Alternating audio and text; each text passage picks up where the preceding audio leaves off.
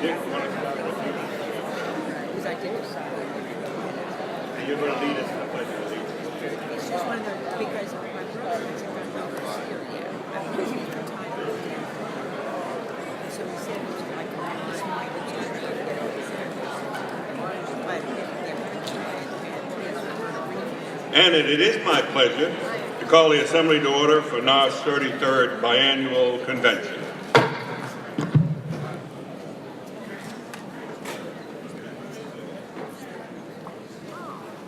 That's the last time I'm going to be able to say that. Wow. Don't be so happy. We're going to start with a moment of silence.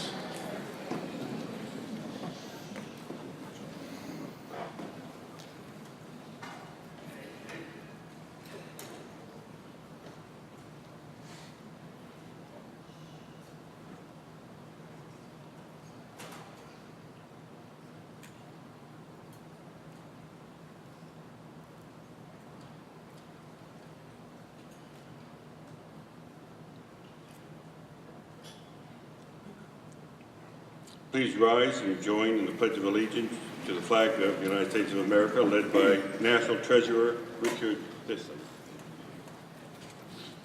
I pledge allegiance to the flag of the United States of America and to the republic for which it stands, one nation, under God, indivisible, with liberty and justice for all. Thank you.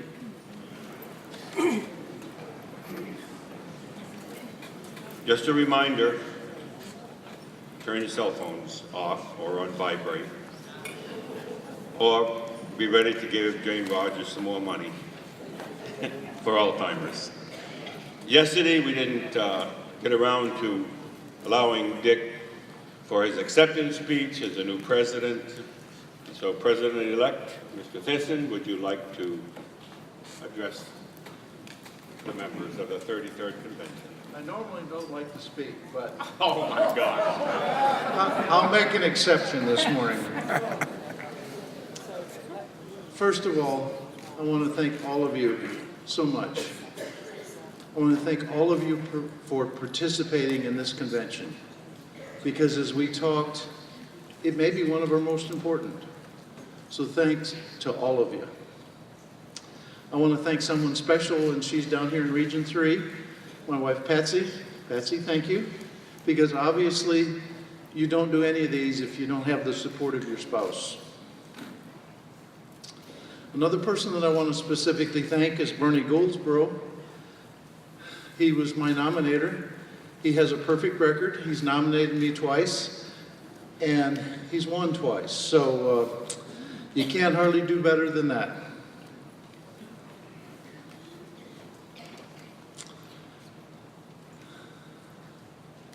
Now, you all know that we've talked about change, and we're going to need to do it. But we need to do it together. But we've already started change, and you may not even have recognized the subliminal way we did change. You know, first of all, you passed 1401. You're going to allow us to study at 86%. There were people last week that weren't sure we could pass that, and we got 86%. We went from 4 to 2. There were people last week that said, boy, we don't know, if we better have alternate plans because we don't know if that'll pass.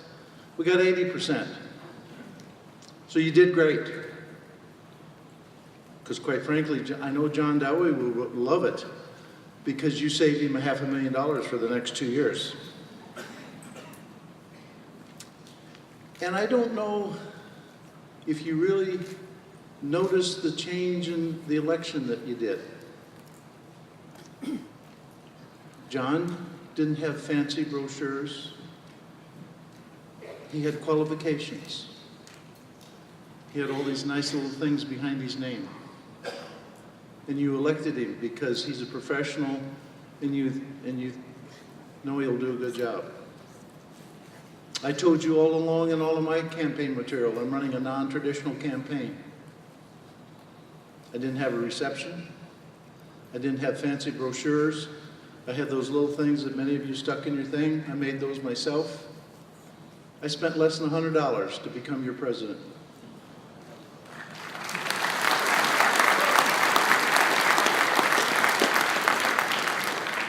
Other people have spent $20,000, $25,000 to do that. We got to stop that business of having people having to spend a lot of money to become our officers, because a lot of people that are well qualified won't do that. We got to make it so anybody that's well qualified and wants to become an officer can become an officer and do it without putting their future financial status at risk. So I hope you understand that little subliminal change that we made. So you've already started the change in NARFE. Now we need to go forward and have a branding study, strategic planning and implementation, and we're going to have to hire professionals to help us. But we're going to have to include all of you in the mix and all of those people back home in the mix. Because as I said to many of you at the caucuses, we don't get anything done if we don't get 2/3. We can have all kinds of bright ideas, but if you don't get 2/3, they don't pass. I get in trouble for this every time I say it. There's a heck of a lot more smart people out there than there is back here. You all know that. You probably believe it more than anything right now. But it's true. Look at the expertise that we've had. Look at the various jobs that you guys have done. I mean, we've got the best of the best. And if we can't make NARFE good for the future, shame on us. And we got to do it together.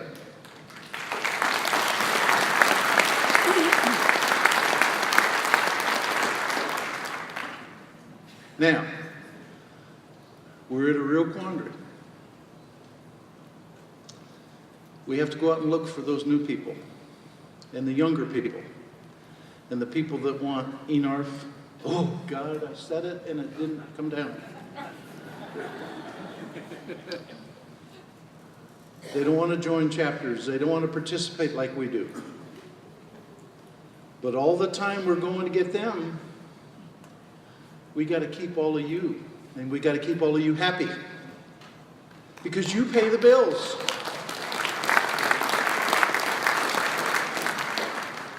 So while they may want certain things, we got to make sure we keep in place what you want. So it's going to be a real fine line, but at the same token, it cannot be two NARFs. It's still one NARFE, and we all got to be together.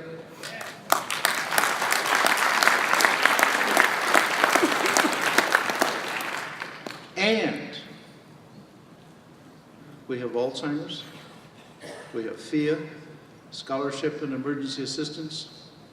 Those are very important to us.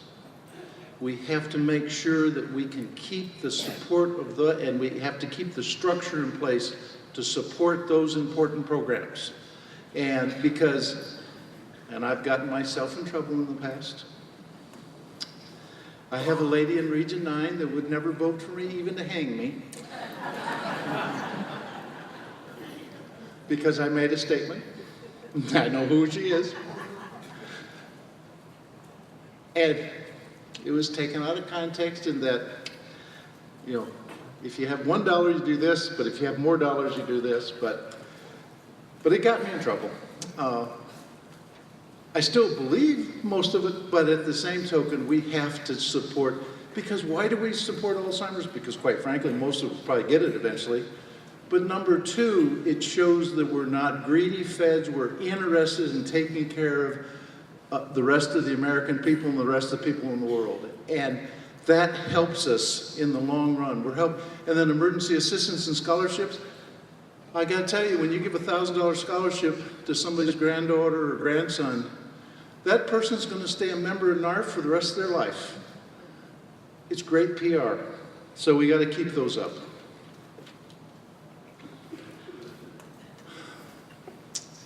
We have a joke in the headquarters and in the NEB. If we want to get something passed, we get someone to put it in for us, because a resolution from us won't make it. Probably true. Because for years you haven't trusted us. You elect us, but by God, we don't know what them guys are up to. That's going to change. We're going to be together. We have got to be together if we're going to make it.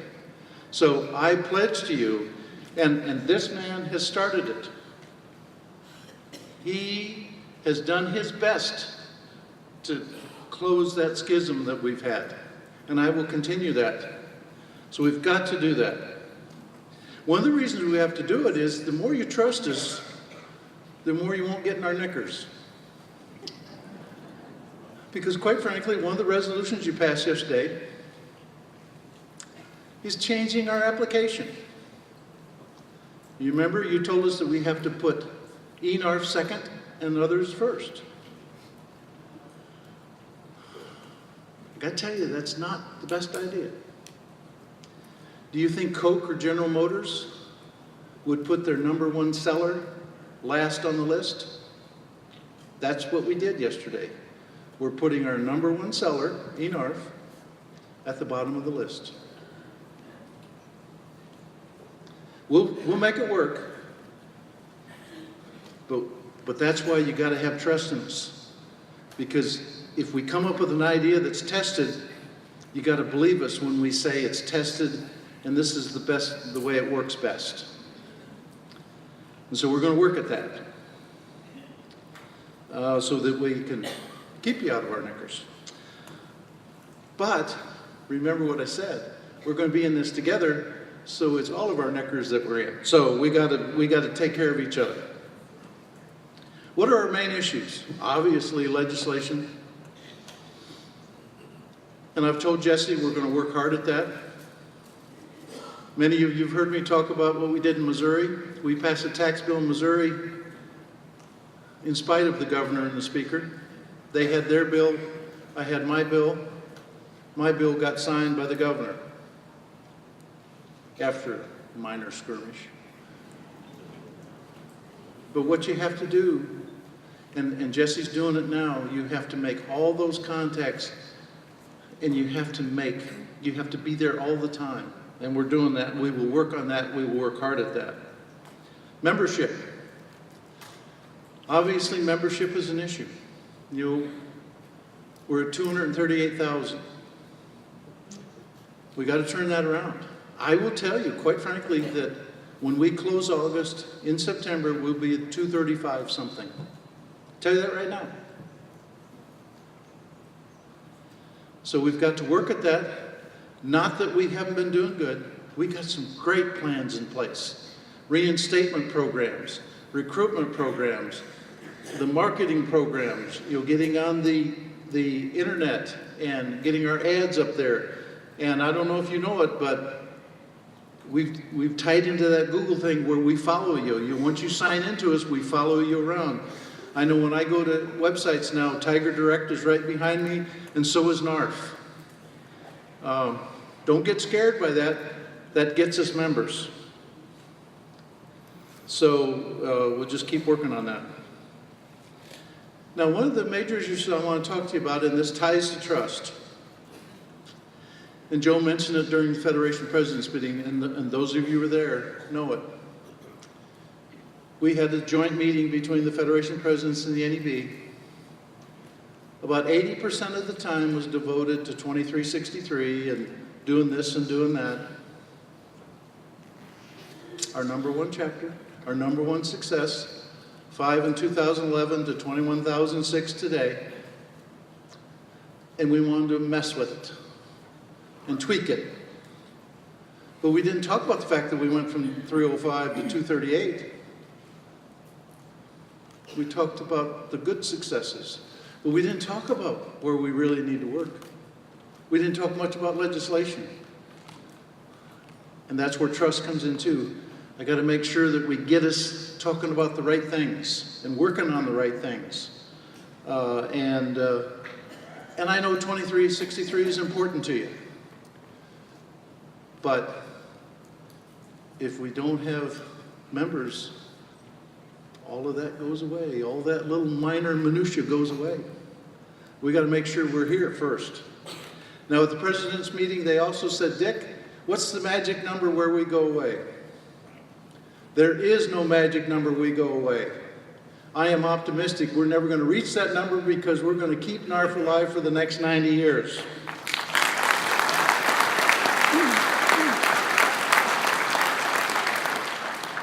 So in conclusion, I want to thank all of you. I want to tell you that I work 60, 70 hours a week. I'm going to ask some of you to work with me, and we're going to do this together. Thank you very much.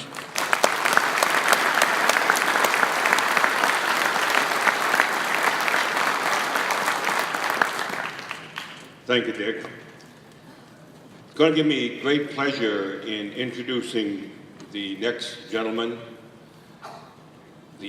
Paul Fort is the CEO of Long-Term Care Partners, one of our affinity partners, one of our best affinity partners, and they've worked with us over a number of years, and I'd like to introduce to you Paul Fort, the CEO of Long-Term Care.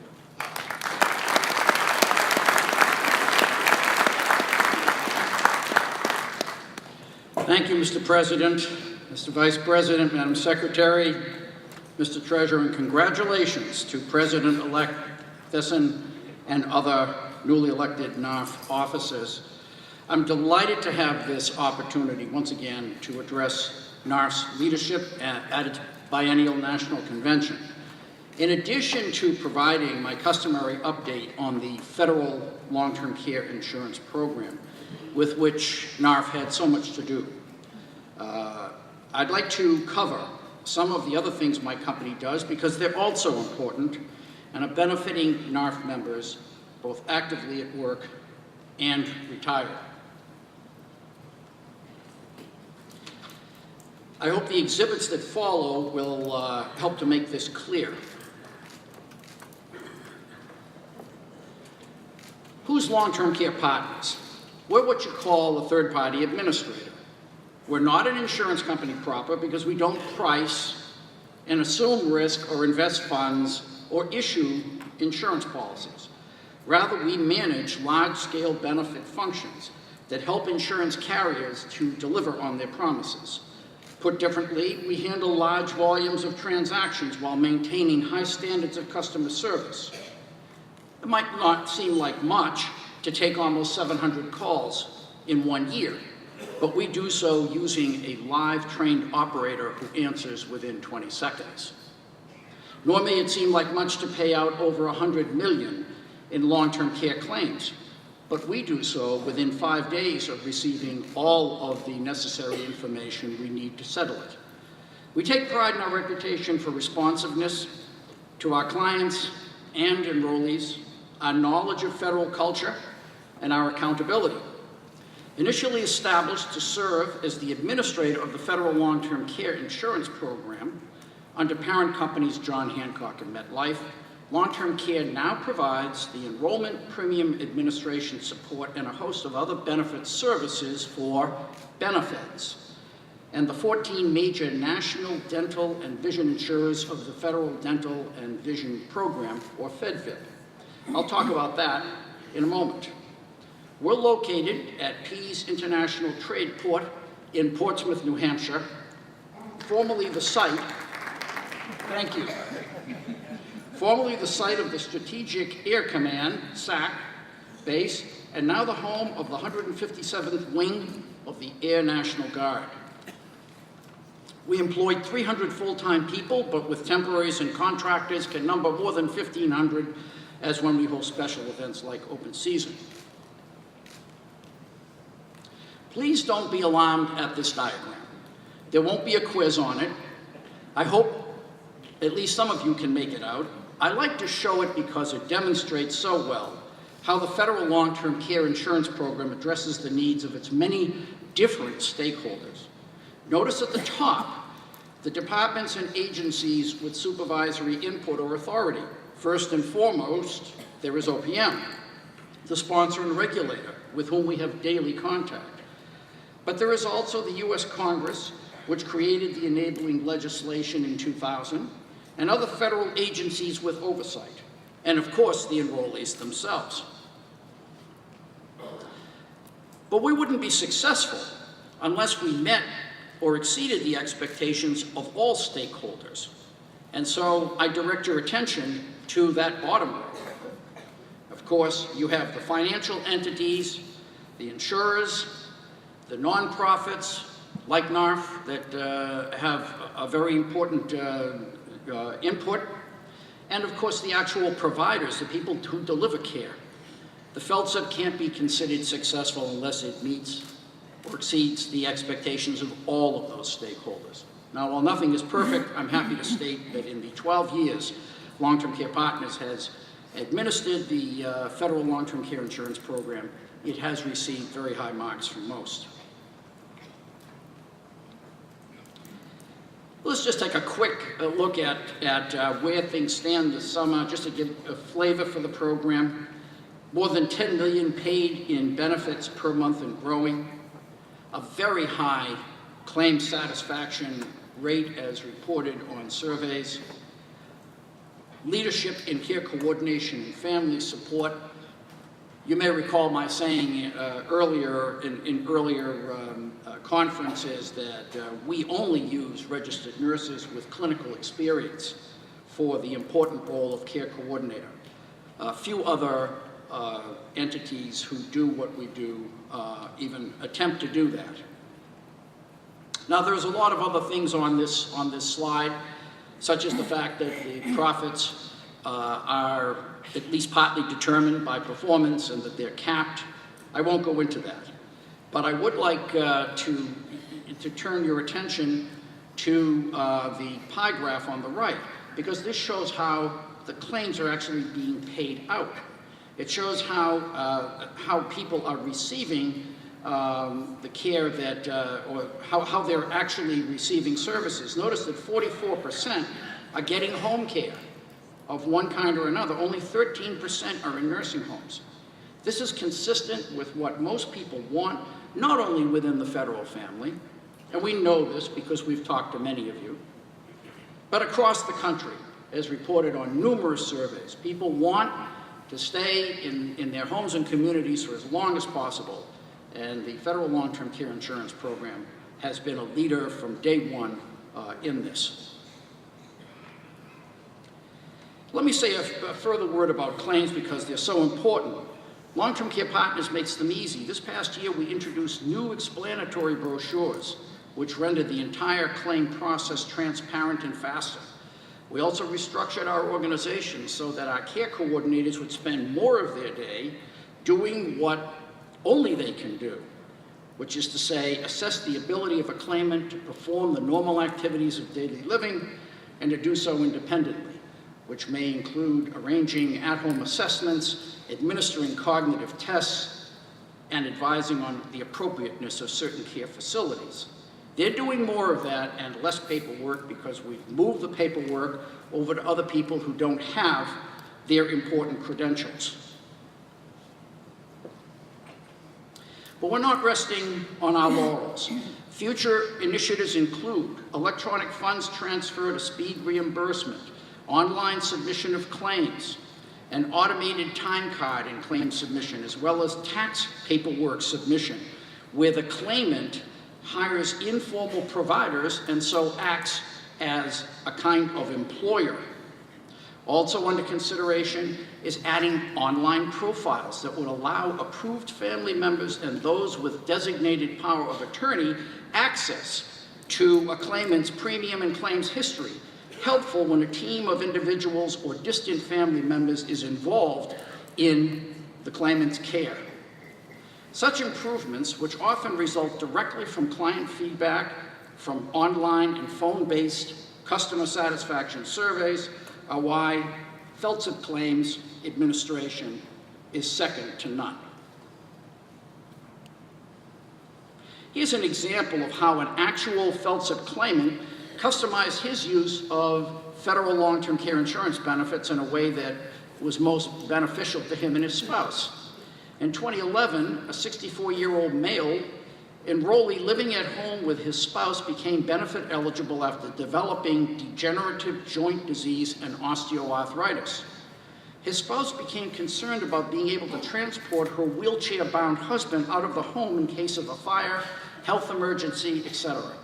They decided to use their stay-at-home benefit. A long-term care partner's care coordinator worked with the couple to develop and receive bids for widening the doors throughout the house. The renovation was completed, and the insured now feels confident about being able to exit his house in case of an emergency. Total cost, about $2,000. So for $2,000, the enrollee claimant stay at home safely and happily. In some cases, this unique benefit may allow claimants to avoid moving to an institutional setting altogether.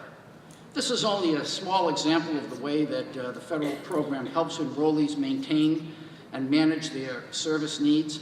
Of course, there's a stream of benefits that that individual would also have been entitled to. There are many other examples, and I don't have time to go into them, but I did want to mention that example to help put things in perspective. Long-term care partners is also the administrator of benefits. The secure 24/7 exchange website and contact center that some of you may be familiar with. And again, I apologize for this diagram, but in this case, I know feds just love complexity. So I thought, why not? Why not go with it?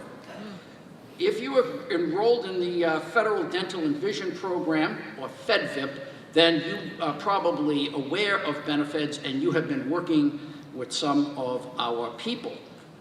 Long-term care partners built and manages the platform. We actually created it. Throughout the benefits web portal, active feds and annuitants shop for, enroll in, and manage their dental and vision coverage and can access information for their FSA feds and federal long-term care insurance accounts.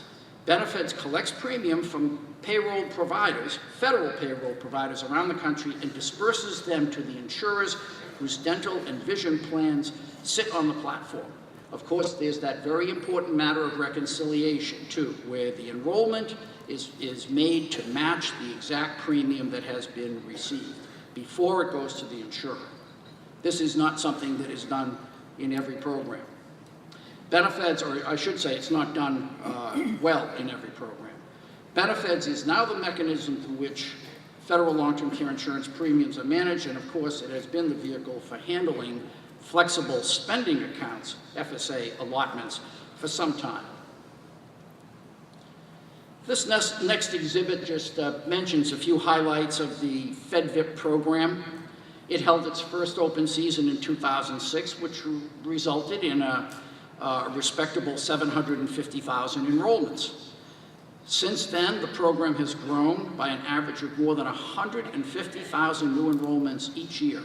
Today, enrollment stands at over 2.5 million. And when you add in all the dependents who are also covered, it's up well over 4 million people. Retirees are eligible to enroll in the FedVIP or carry FedVIP coverage into retirement if they retired on an immediate annuity under the Civil Service Retirement System, CSRS, the Federal Employees Retirement System, FERS, or another retirement system for employees of the federal government. Individuals who retire for disability under CSRS, FERS, or another retirement system for employees of the federal government are also eligible. Let me note that retirees do not have to be eligible for FEHB coverage. There is no 5-year rule for continuing coverage into retirement like there is in the FEHB and FEGLI programs. The last items I want to mention have to do with our involvement in the federal community. LTC Partners takes the responsibility of working with and for federal clients seriously, and we align our corporate giving accordingly.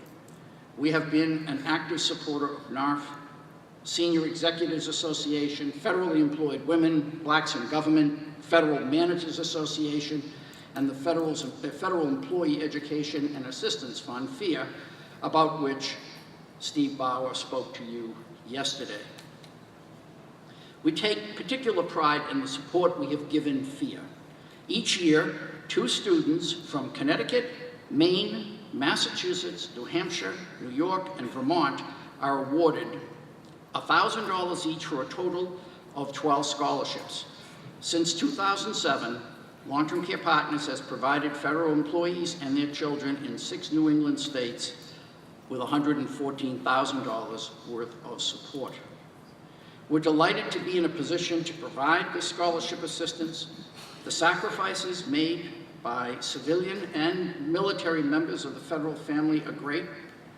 It's important both for these individuals and for the workforce as a whole that those seeking higher education for themselves and their children have access to it and to the opportunities that follow.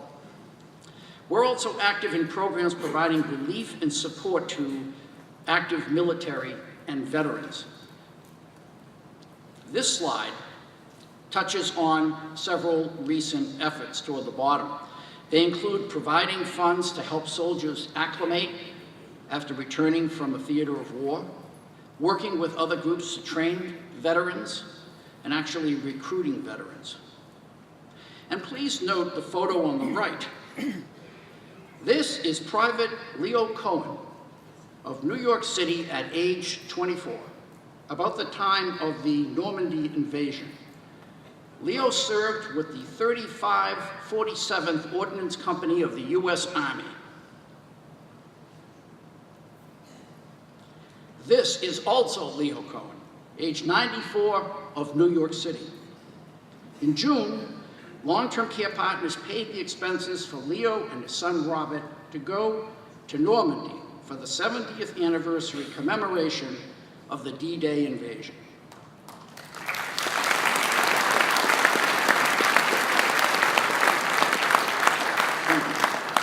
It was the first time Leo had been back to France since the war.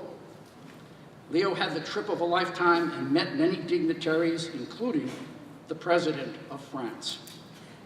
Leo was also a guest at an event we held earlier this month at our headquarters to announce a large 3-year pledge to Veterans Count, a local New Hampshire-based Easter Seals organization that provides care coordination services to veterans and family members. I hope the proceeding has been of some interest to you and helps to illustrate the alignment between NARFE's mission and our own, which President Beaudoin and President-elect Thyssen have both alluded to. We are committed to ensuring that federal benefits remain first rate and to supporting the broader federal community. Good benefits have traditionally been core to the federal employment package and a key factor in attracting good people to federal service. Administering these benefits to the highest standards will help ensure that the best Americans continue to seek employment in the public sector and to take on the challenges of the future. Thank you.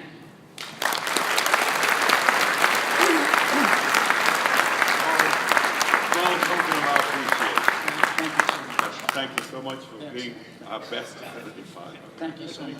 No questions?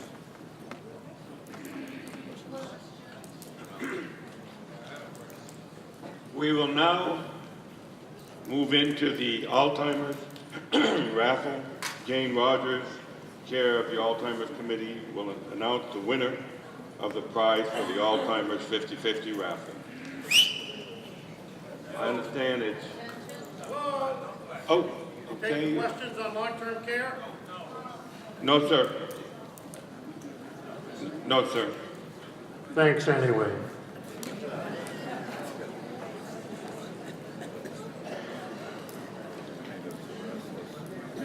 And I'm not sure what the amount is, but I think it's somewhere underneath $1 million. Thank you.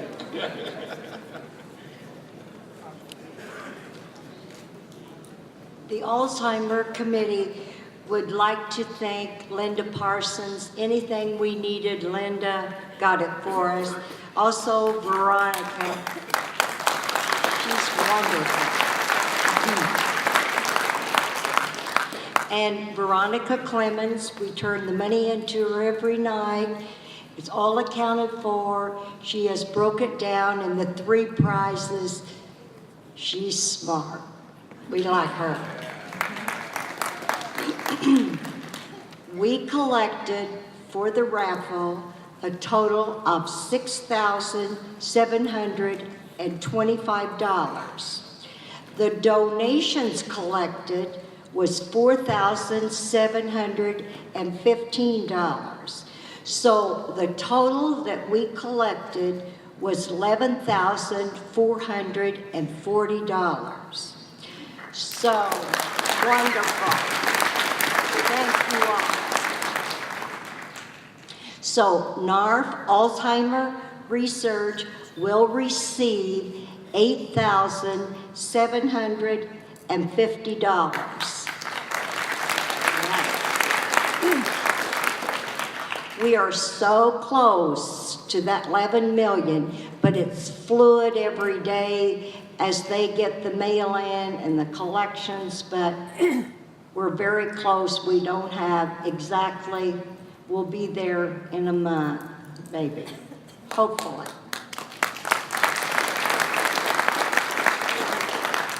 Now we're going to draw for the winners. We're going to need a man with a long arm.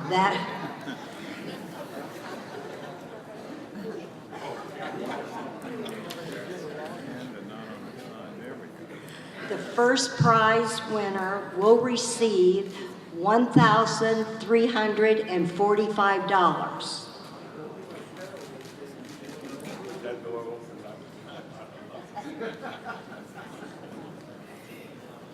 The winners can come up, and then you will go to the office and collect your check. We want to see you anyway up here, the rich people. The first prize looks like Ruby Lingle, Chapter 1097. Is that right?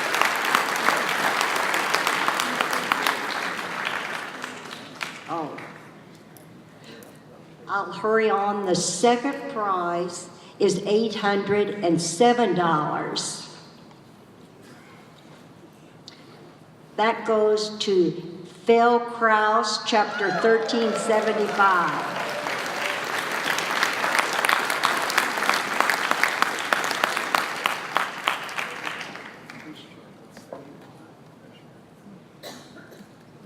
The third prize is $538. That's going to go to Maureen Jacobs of Maryland.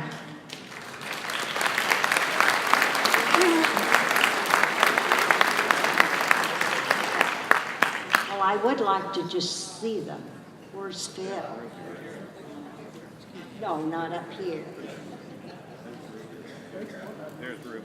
It's hard to see. Okay. Okay. Thank you all for being so generous. And our goal is a world without Alzheimer's. Thank you all so much.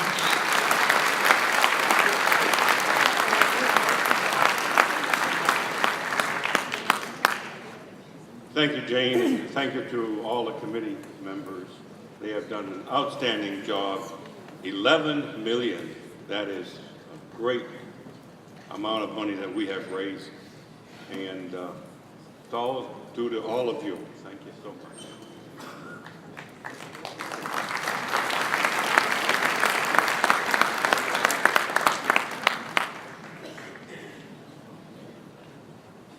We will now hear from David Snell, the Director of the Federal Benefits Services Department, on the service offices.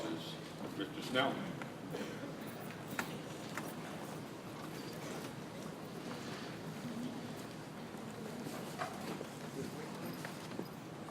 Would you rather have this one, Mr. Snell? You're the you've got the biggest chapter in the world. So you can be here also.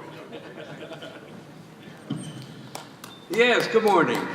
I'm Dave Snell. Thank you, Mr. President. This is my favorite time of the last 4 conventions at any rate, because I get to talk about the chapter service officers and announce the winner of this year's Service Officer of the Year Award. Are there any service officers out there? Please raise your hand. I salute you.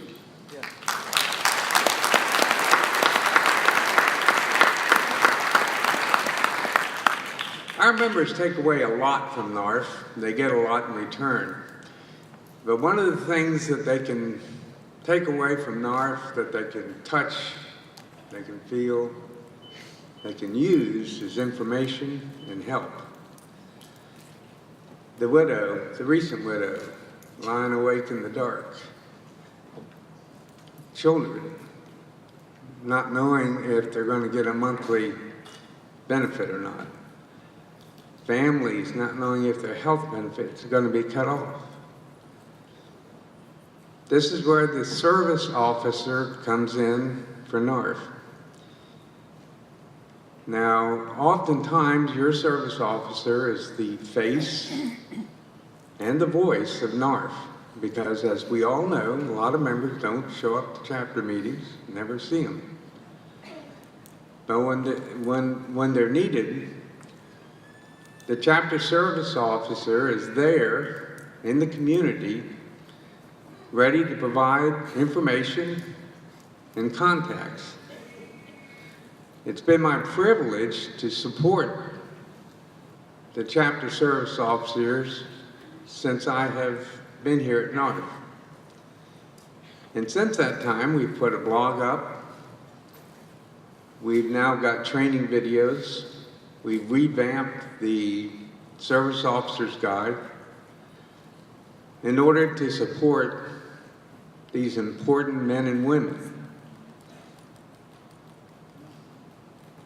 I ask that the chapter presidents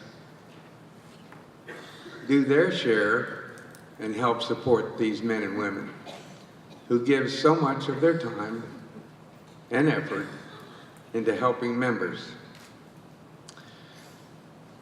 Now, this year's winner is Mr. Clarence Burrell of Chapter 1420, Smoky Mountain, North Carolina.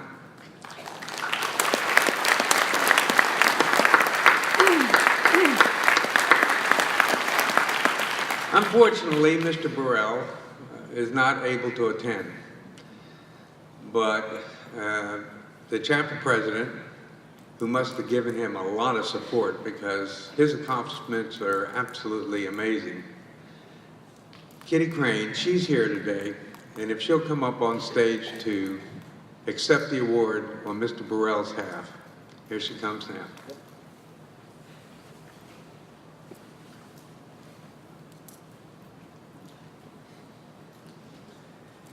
Mr. Burrell has been a service officer despite ailments for many, many years.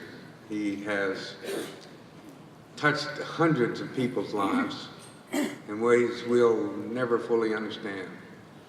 But again, the importance of your chapter service officer cannot be understated or overstated. If you think about it, when word gets out that somebody got help by a NARFE chapter service officer, they're going to pass that forward. They're going to pay it forward. It's going to attract people to look into NARFE as maybe an organization they would like to belong to. And it's going to retain members. Very important. Okay?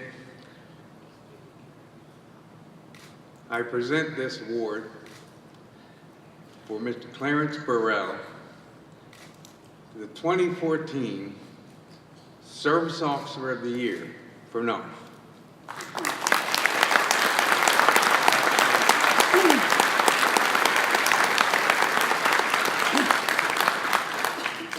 Clarence is a unique individual. He is a man with many connections and an amazing heart for NARFE and his fellow NARFE members and their families. He sends you his greetings today, his thanks, and is overwhelmed at this honor. As Clarence said, I don't do it for the awards.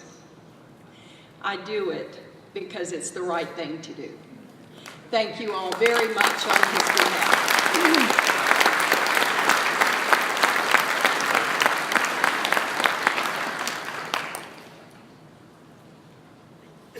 Will all the newly elected officers please come forward and join me on the platform for the installation?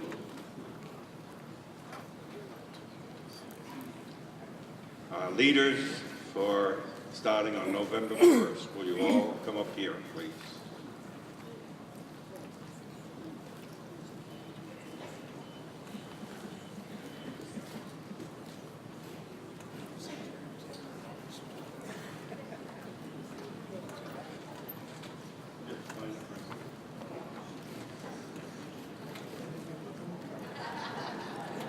And Dick will have you and John.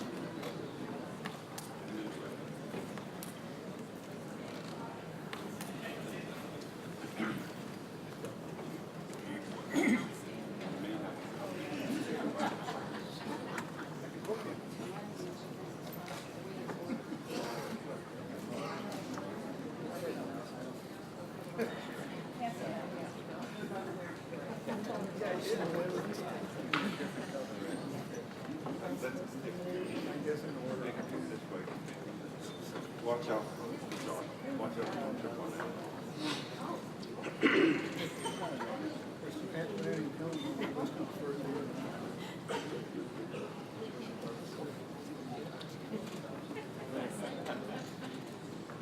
These are your leaders for the next 2 years.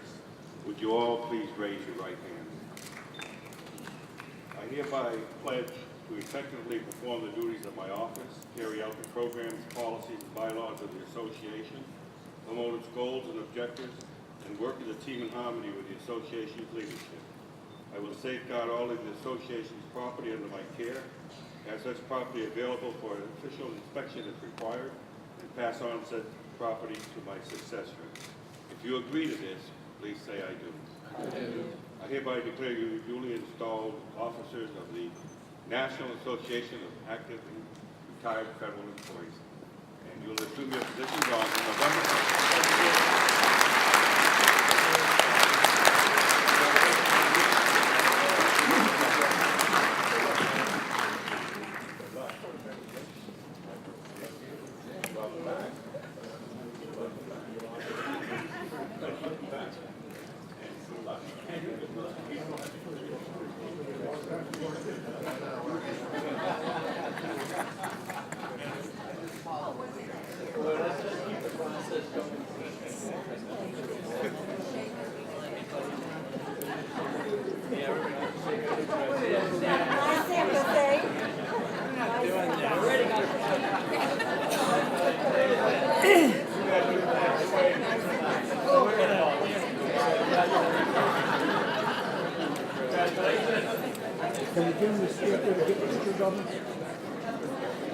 You didn't take the pictures before? Some of them did, but some more won't take them. Evelyn and the rest of you just lined up in the front. They need a couple more pictures. Just come over here. Line up right in the front.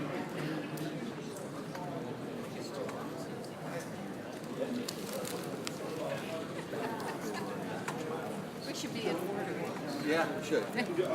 This is telling us something. We cannot get organized.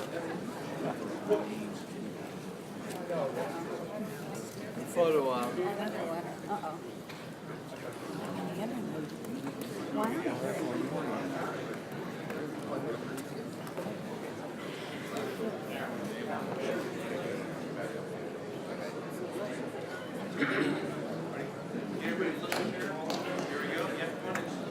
We got 2 more coming. All right, here we go. The big ones. The big ones.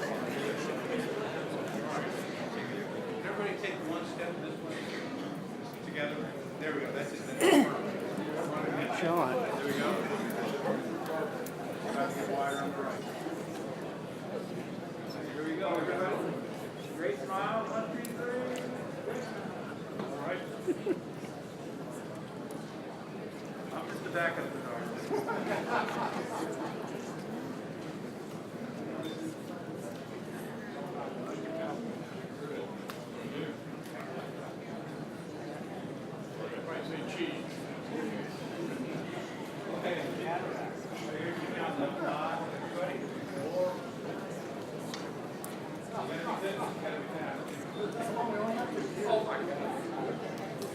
And they're smiling. I'm sorry, Mr. President.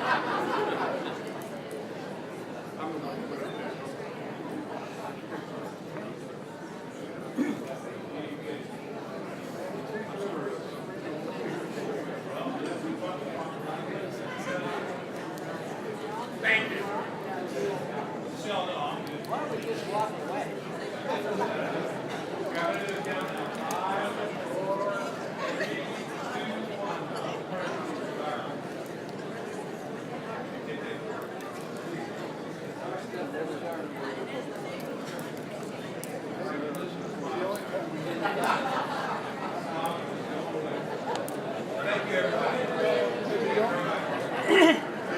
Thank you, and if John Dowie would like to come up here and give an acceptance speech.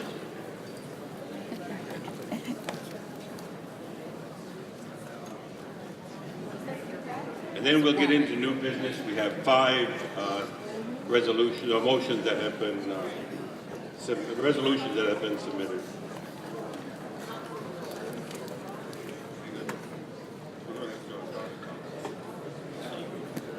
And here's your National Treasurer, elect, John Dowie. Good morning. Also your secretary. Also has the duties of the vice president. Dick made me feel bad. He said I work 60 or 70 hours a week. I'm thinking he works 60, 70 hours a week as treasurer, and now I've got to do secretary, and I've got to do the vice president as well. So, oh my God, I'll never get home. I want you all to know that I wake up every morning and think survivability, strategic thinking, and earn benefits. And then I'll go to work. Now, I'd ask you to do me a favor as well. What federal employee do we all interact with 6 days a week? You're posted, man or woman. So every 6 days out of every week, he's coming to your door. I would ask that we all befriend him. Give him a copy of your NARFE magazine. Get him to go to the NARFE website. I'm getting to know my mailman pretty well. He's been to the website, he reads our magazine. He's a joiner. He's been married 8 times. I think retention might be a problem, but I'm not sure. So if you all could work on your mailman or woman, I'd appreciate it. And I'll be thinking of you every day as well. Thank you for this opportunity.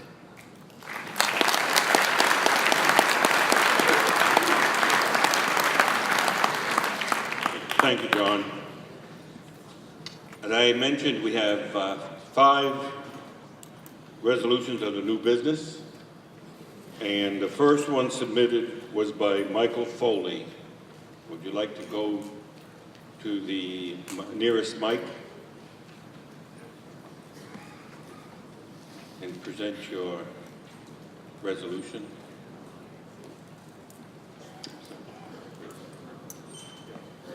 That's the first one you get?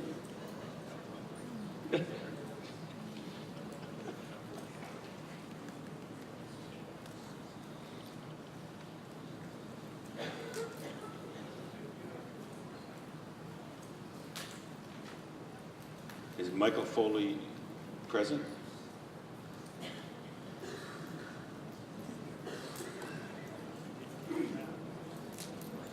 Michael Foley, are you present?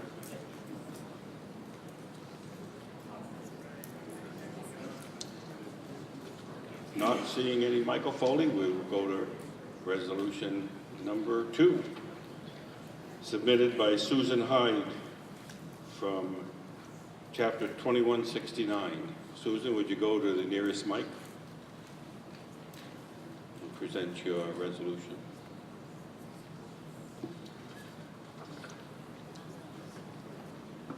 Up. I have mic number 6. Ms. Hyde? I'm at mic number 6. You're live? Do you want me to read the whole thing? Yes. This is a courtesy resolution. The subject is, It's not a courtesy resolution, right? well, that's what I put it on. Well, you I don't know. put not a courtesy resolution. This is under new business. Okay. Okay. It's new The business. subject is requesting additional funding for Alzheimer's research. Whereas NARFE has adopted raising funds for Alzheimer's research as a goal, and whereas NARFE members on Saturday, August 23rd, 2014, toured the Bird Institute in Tampa, where much Alzheimer's research takes place, and whereas Dr. David Morgan at the Bird Institute reported to us that funding for research to defeat cancer and heart disease is far greater than that for Alzheimer's, be it resolved that whenever NARFE members contact their members of Congress for any reason, we also add a request for additional funding for Alzheimer's research. Thank you, Ms. Hyde. Is there a second? Okay, we heard a second. Any discussion on this resolution? And it is, and I will read the resolved, that whenever NARFE members contact their members of Congress for any reason, we also add a request for additional funding for Alzheimer's research. Any discussion? With no objection, then the resolution has been adopted.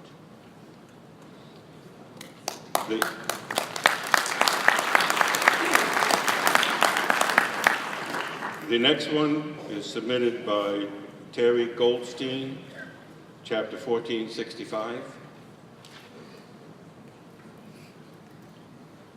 Are you present?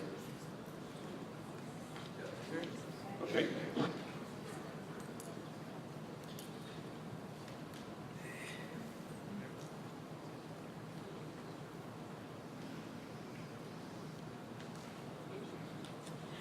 Thank you, Mr. President. Whereas I very neatly printed your copy, I scribbled mine, so I hope I can read it.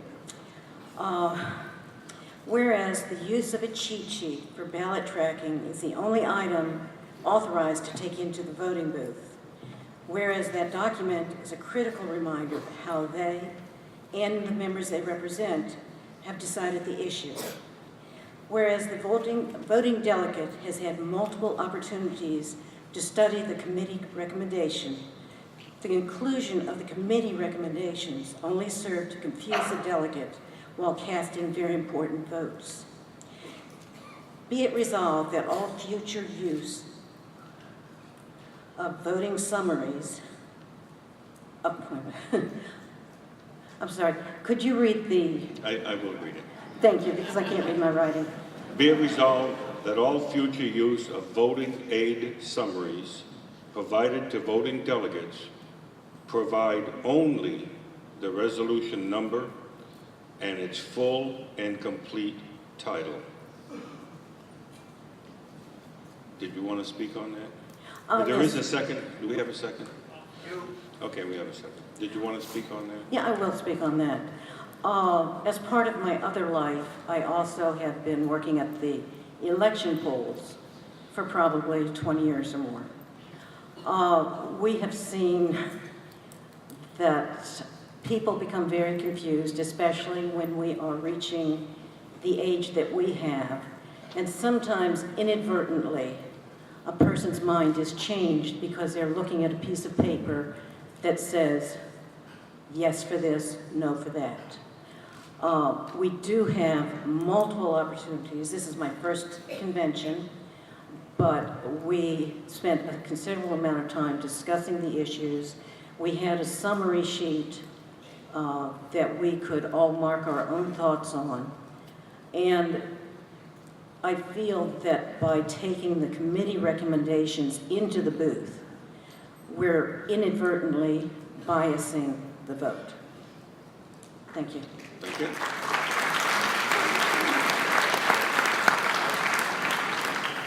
Any other discussion?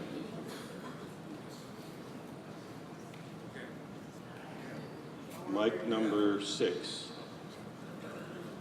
I turned this on because I thought the gentleman was working his way up here, but I'm Robert Arthurs, Chapter 1563, Hawaii Island.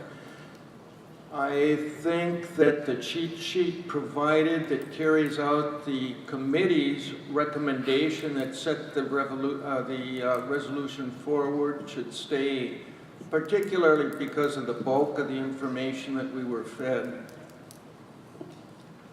Thank you. And go ahead. Sir. Arthur Joseph, Chapter 1552, Margate. I speak in opposition to this resolution.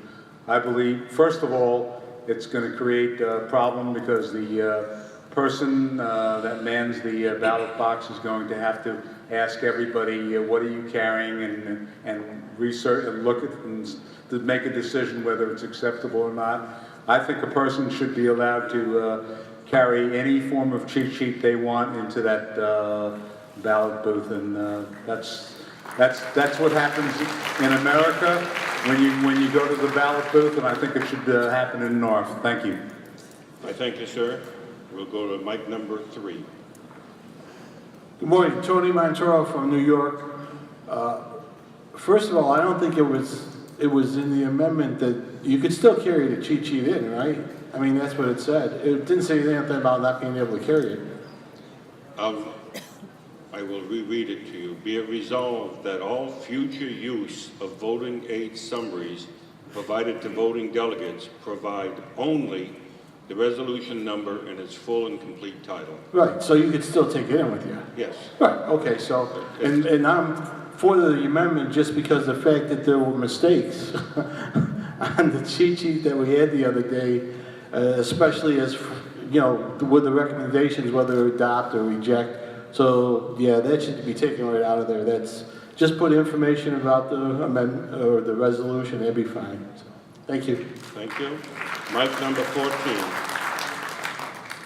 14. Ken Nolan, Boulder, Chapter 293, Colorado Federation. I rise to speak in favor of this resolution. I found the cheat sheet recommendations shocking. It's one of, or part of, the dirty tricks that we play here at convention. I have no objection to a cheat sheet that lists what you're voting on. And if the voter wants to take a pen or pencil and write down how they're going to vote when they go behind the curtain, that's fine. But for the committee's recommendations to be on the cheat sheet, that's dirty tricks. And this year, some of those recommendations were wrong, and the cheat sheet had to be reprinted. I have one of the precious originals with the wrong answer on the cheat sheet. That's a collector's item. I'll sell it today for $50. But I think we ought to support this resolution and do what we can to clean up our conventions. Thank you. Mic number 9. Harold Forrest, Chapter 1522 from Havre de Grace, Maryland. I'm talking in favor of this resolution that we need to take our own cheat sheets in or modify the existing cheat sheets into the thing. I also think that we should be allowed to have the resolutions as recommended by the committee that we discussed during the meetings, and we changed our own cheat sheets as well as the single cheat sheets. So I'm in favor of the resolution. Thank you. Thank you. Mic number 3. Jim Matthews, President, Chapter 970, Laguna Woods, California. Our new president talked about showing some trust in the folks in Washington, and likewise, I have trust in the people that serve on these committees. I'm interested in their recommendations. I'm against this resolution that having the committee recommendation ahead of me gives me something to work from if I haven't paid proper attention perhaps, or to get their guidance, but I'm against this. Thank you. Mic number 5. Thank you. Terry Goldstein again, Chapter 1465. Point of clarification, and some people have alluded to it, but the resolution is that the committee, the ballot committee, not provide the committee recommendation. We have ample opportunity to transfer our own notes to the sheet. And at that time, if you wish to have it on, then you can write accept or reject on your own. But then it is not presented to everyone and create a point of confusion. Thank you. Mic number 7. Yes, it's at Nan Call, New Jersey Federation 637, and I rose to speak in favor of this resolution. It has been said, and I will reiterate it, that the cheat sheet will be provided. It will contain the exact wording of the resolution you are voting on, and you have listened to the people here. The new president said, we are smarter than the people who have made these recommendations, but that's beside the point. When you go to the polls to vote in an election or a primary, you don't go into the polls with a piece of paper that tells you what your party or anyone else. In the primary, you kind of have the party's recommendation, but that's all. You have your own. Here, you are carrying a burden of speaking for many people, and it would help if the people that are doing the electronic voting, which I was not one, would confer with their fellow attendees from the area they're voting for, what they feel and not what Ned feels. Thank you. We have a point of order on mic number 6. I rise to move the question. The question, they move the question. All those in favor of moving the question, please raise your voting cards. All those opposed? We will now vote on the resolution. Be it resolved that all future use of voting aid summaries provided to voting delegates provide only the resolution number and its full and complete title. All those in favor of this resolution, please raise your voting card. All those opposed? The resolution has passed.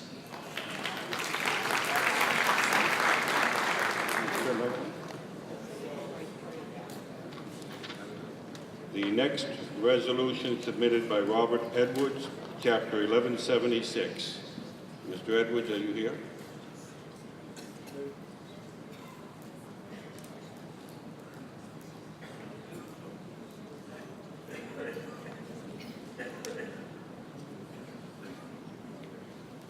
Mr. Edwards like to speak to his resolution.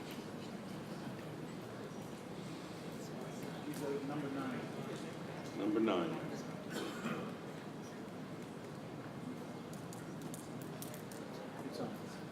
Yes, I would like to speak to this resolution. I think this would be a great thing if NARFE would do this. Yes, but okay. Yeah. Whereas, State your name and chapter and then make the resolution. Okay. Read the resolution, sir, please. Okay. Robert Edwards, Chapter 1176, Vice President, District 5, Federation, Oklahoma. Thank you. Now read the resolution that you want proposed. Okay. The title is NARFE Dues Withholding from Active Federal Employees. Since the OPM Director is a NARFE member, could we not request that NARFE dues be deducted directly from the active federal employee's paycheck. Currently, union dues are deducted, as well as TSP of varying amounts, along with a host of other items. This would be a permanent fix for two of our most vexing problems. Number one, loss of active duty employees who forget to pay their dues, then drop out. Number two, access to the federal facility, since we are now on the paychecks. Whereas we would have access to health fairs, new employees orientations, retirement seminars. In addition, we would become a source of information for HR department. Who knows more about retirement than someone who is retired? In conclusion, I urge this convention to endorse a call for NARFE dues withholding for active federal employees. Is there a second? Second. Any debate? Did you want to speak any more on it, sir? No, I think it speaks for itself. Okay. This is a huge, huge problem. We need to get in there. Okay, thank you, sir. Any debate?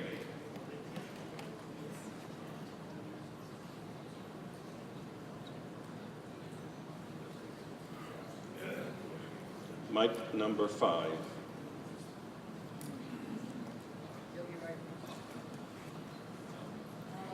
Yogi Riley, San Fernando Valley, Chapter 61, as a point of information or clarification, and I'm not speaking against the motion, but at the current time, a current employee can take deductions out of their payroll as a deduction. You know how you used to have two deductions, you were limited, you had a credit union or you belonged to something else.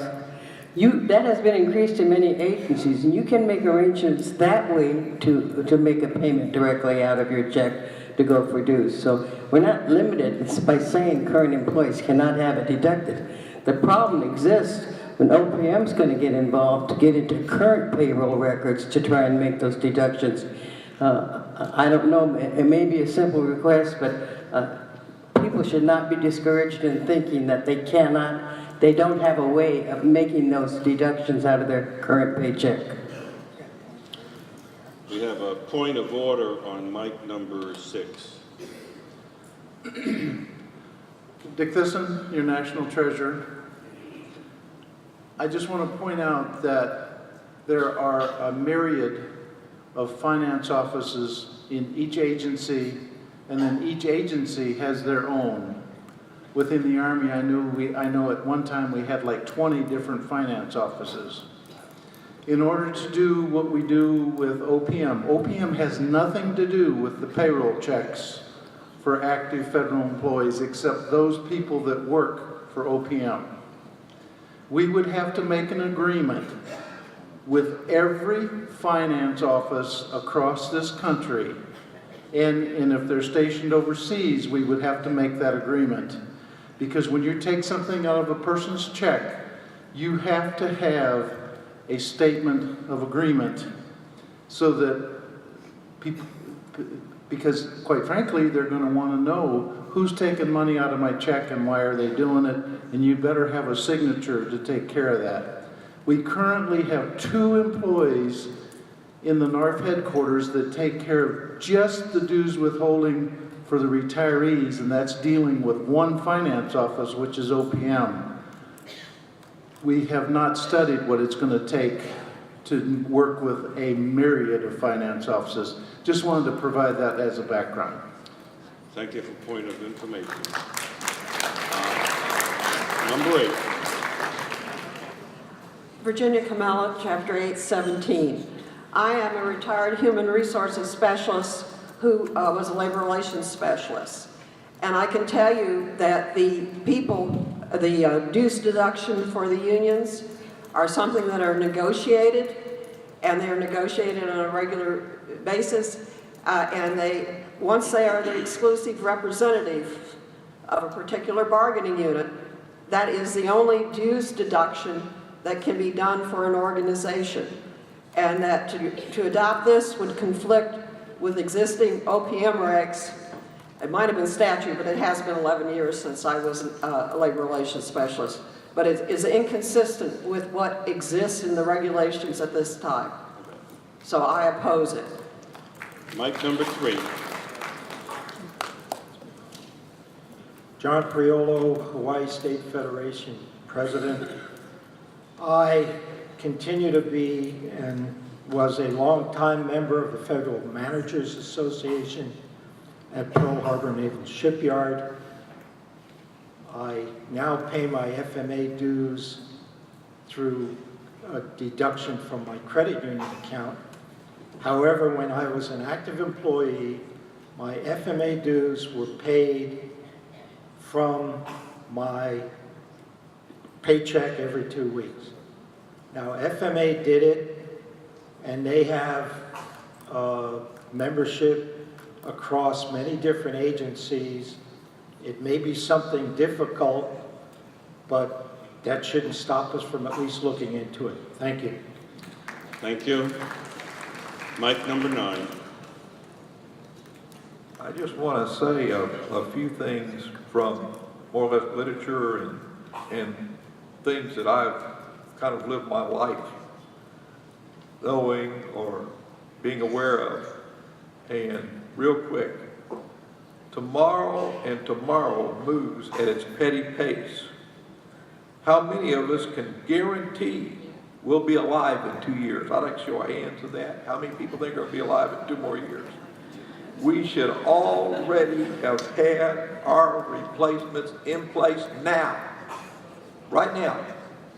We should be, if everybody would just recruit one, we'd be double, but we're not doing it. So we need, this is an attempt to reboot our membership, no matter how difficult it would be. It's difficult to have new members.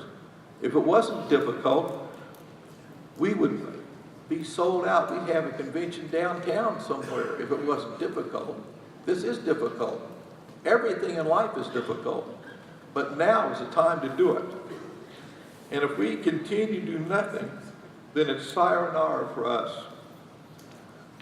And one more thing, yesterday is dead and done.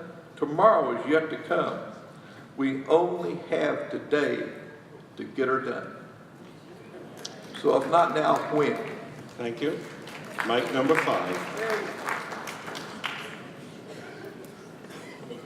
Go ahead. Mic number 5. My name is Mary Venerable, and I'm from Southwest Riverside, California. I do not agree with the recommendation, but it's not because it's not a good idea. The point is that there's too much in this particular resolution in order to get it passed. The idea of making contacts with the Office of Personnel Management as a separate issue is different from making a request for having dues deducted.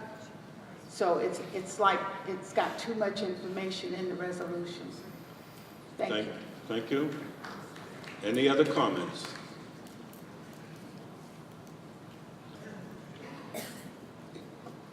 I will read it. Didn't have be a result, but it has in conclusion, so I'll read that portion. I urge this convention to endorse a call for NARFE dues withholding for active federal employees. Up, mic number 3.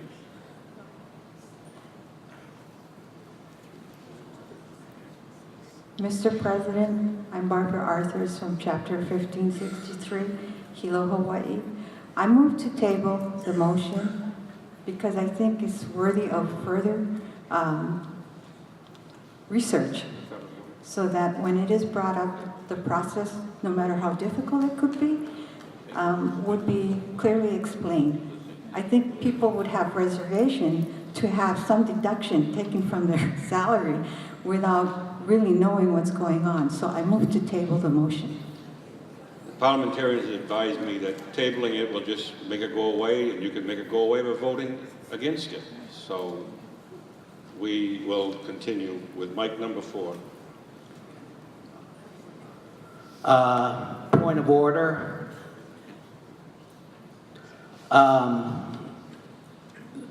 Can we introduce amendments or modifications to the existing, to what's on the floor right now? Yes. Will we be able to? Yes. Okay, thank you.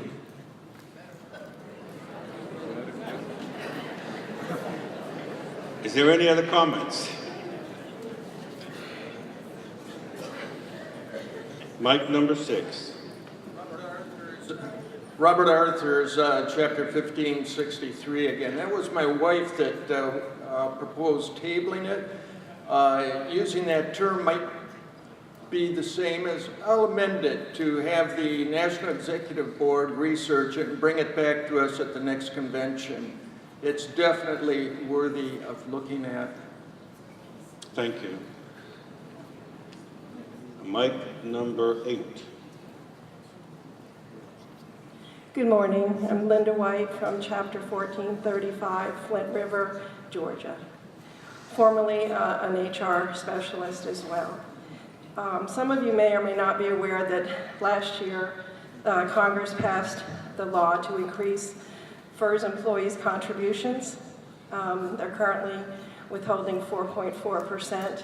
However, the payroll offices, many of them were not prepared, so therefore a lot of these employees now are going to have money that they're going to have lump sums out once the payroll offices get that processed. The same thing when the Roth IRA was made available. It took payroll offices several years to be able to be set up to do this. So from my perspective, knowing what payroll, and I'm surprised we don't have any former payroll folks here because what they have to go through each time a law is passed and changed. We already have in place allotments, so you could today encourage someone to set up an allotment for their dues withholding if that would be something they would want to do. Thank you. Thank you. And just to remind you, what we're discussing is the suggestion to endorse a call for NARFE dues withholding for active federal employees. And we have a point of order. It's gone away. It's gone away. Okay. I call for the question. Okay. The question has been called. All those in favor of closing debate, please raise your voting cards. All those opposed? We are now going to vote on the resolution. And the resolution is to endorse a call for NARFE dues withholding for active federal employees. All those in favor of this resolution, please raise your voting cards. All those opposed? This resolution is not adopted, rejected. The next and last resolution we have, we ended up with a new one. This one is by John Cresswell, Chapter 672. Mr. Cresswell, would you like to present your resolution?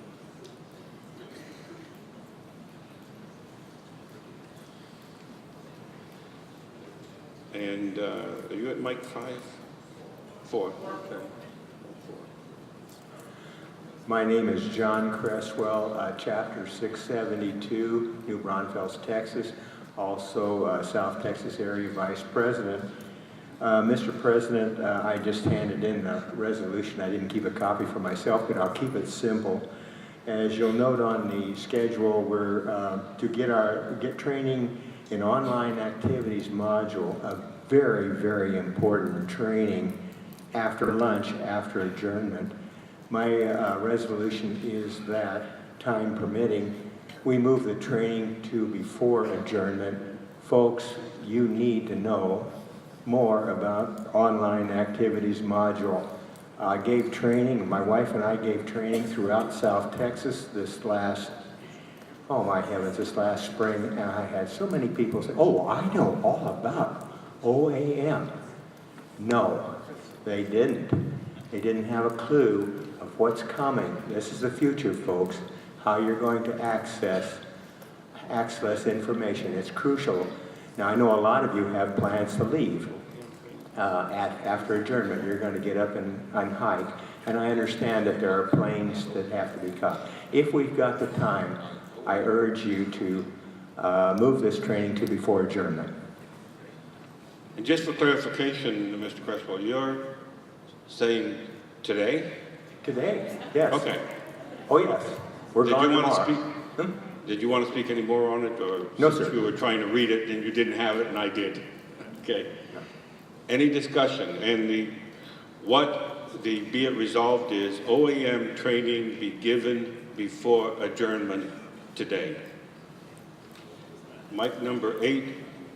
I don't see anybody there, but your light is lit. Mic number 8 going to talk, or do you want to turn your light off? Okay, I turned it off. Any other discussion? Seeing none. It be it resolved, OAM training be given before adjournment today. All those in favor of this resolution, raise your voting cards. All those opposed? Resolution is passed. I'm not sure where it's going to be given, but we just won't adjourn until it's given. And the last resolution, and this is by Vic Peterson from Chapter 1789. Mr. Peterson, are you present?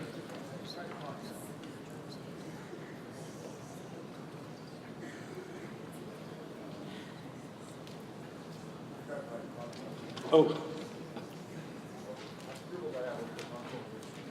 Okay. And can somebody check on how we're going to do the OAM training? I don't. Okay, that's a luncheon right here. But that's after. Okay, I'm Vic Peterson. I'm Vice President Legislative Chair for Chapter 1789, Sun City, West Arizona. The subject of my courtesy resolution is to support for the national boycott of Staples office supplies.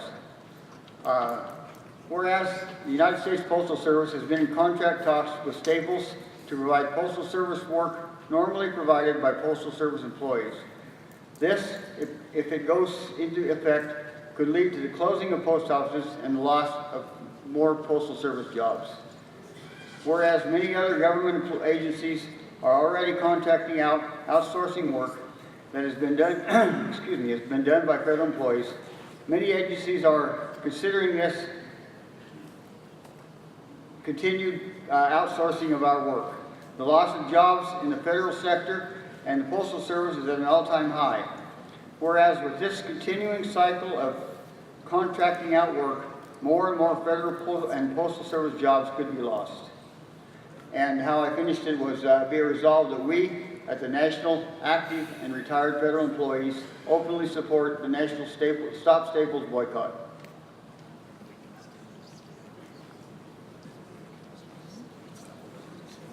Mic number 3. Thank you. Pierce Johnson, Chapter 1270, Woodbridge, Virginia.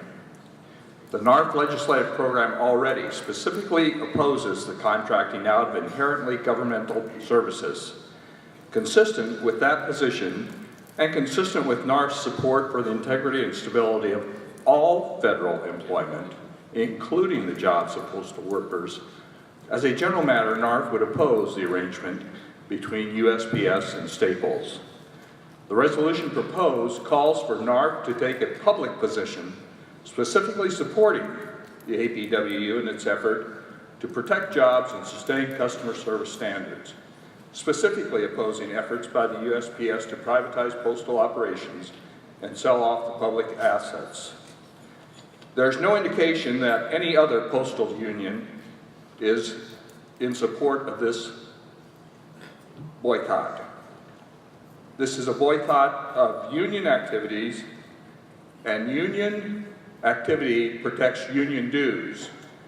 The resolution calls on NARFE members, colleagues, friends, and family to boycott Staples and to communicate the organization's call for a boycott to NARFE members, the APWU, and Staples. We in NARFE are not a union. I speak against this proposal. Thank you. Mic number 11. John Shealy, Chapter 1236, West Virginia Federation. I'm in favor of us supporting, it's not necessarily supporting the postal union of any kind, but Staples has already put this pilot project in place, and I know that because I had the opportunity to pick up a package at Staples recently. I didn't have to do that, but I knew it was available.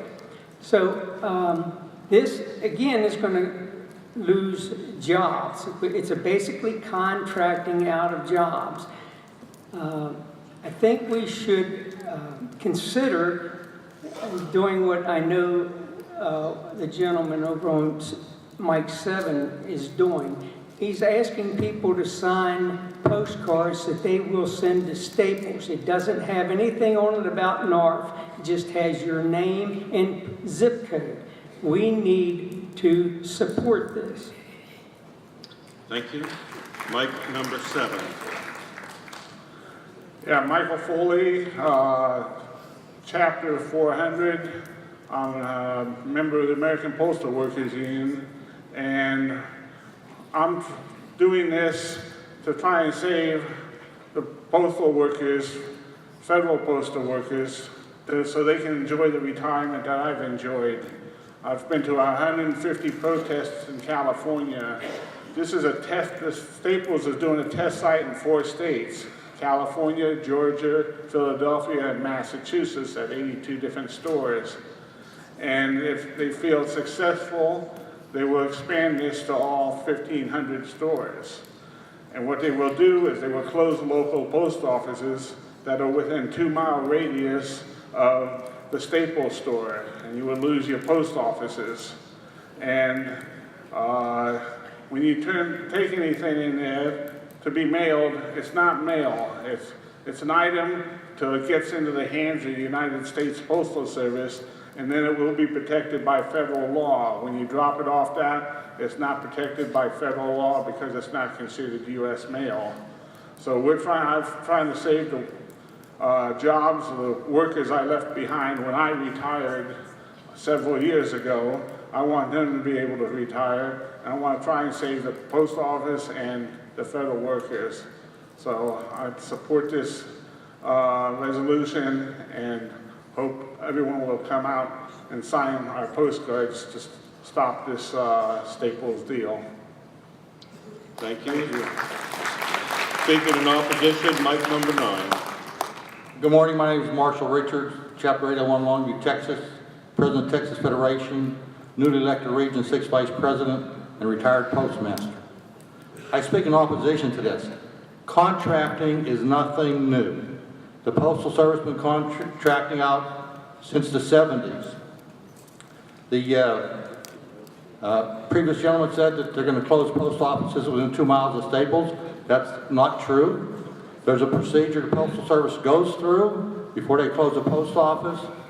The Postal Service has identified many post offices to be closed, and the outcry of the Postal Service customers to their congressional representatives stopped that. So I speak in opposition to this. It's contracting out is nothing new, and don't be afraid of your post office being closed. Thank you. Thank you. Mic number 6, speaking in favor.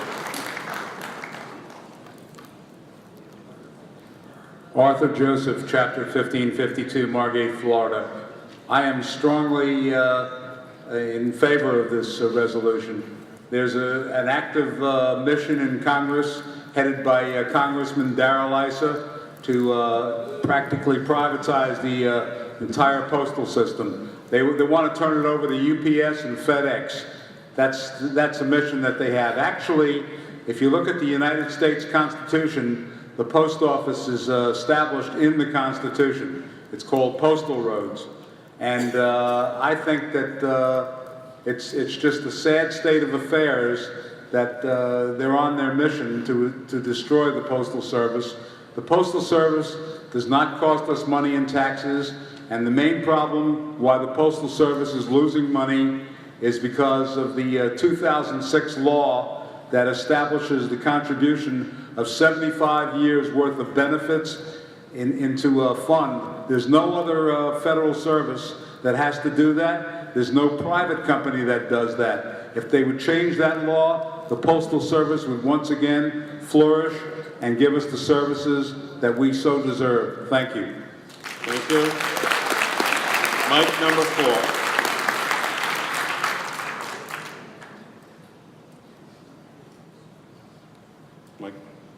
Mike number 4. My name's Earl Weed, Branch 90. Chapter 282, Mankato. I'm a retired letter carrier. It's not true that the APW is the only one blocking going after. We had 7,000 delegates at the NALC convention in Philadelphia last week of July. We picketed Staples. And there is a letter from the rural routes, the letter carriers, the APW, and mail handlers, all signed by their presidents to do this for Staples. So that's where we're at. Thanks.